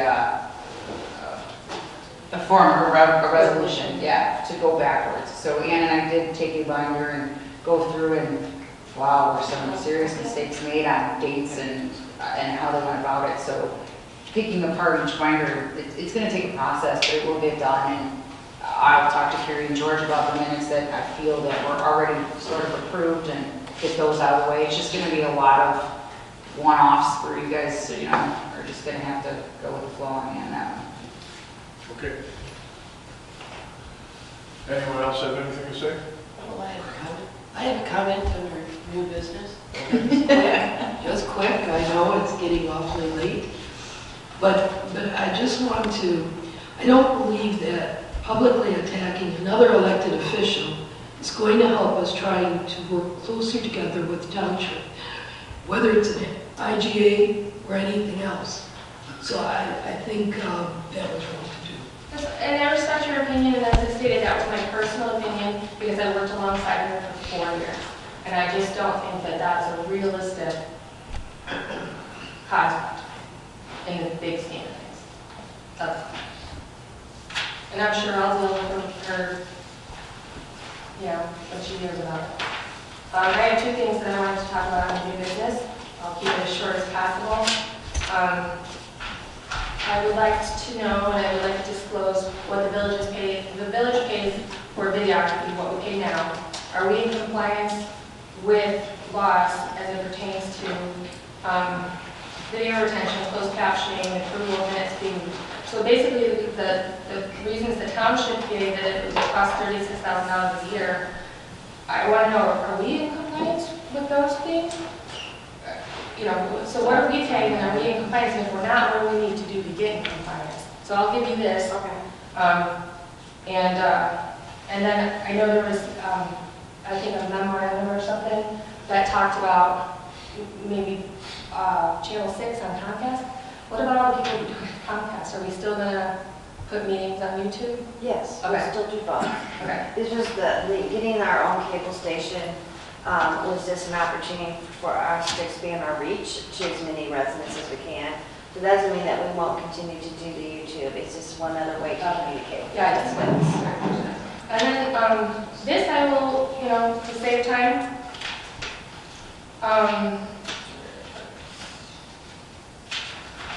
I will just email it to Carrie and she can distribute it to the board instead. It has to do with non-conforming building structures and uses in subsection 220-1101. I'd like the board to review that section of the code and possibly amend it. And I will forward that to Carrie for her to distribute to the board to consider and hopefully have a discussion at a future board workshop. That's all, thank you. Okay, we're done. There is no executive session tonight, explain enough.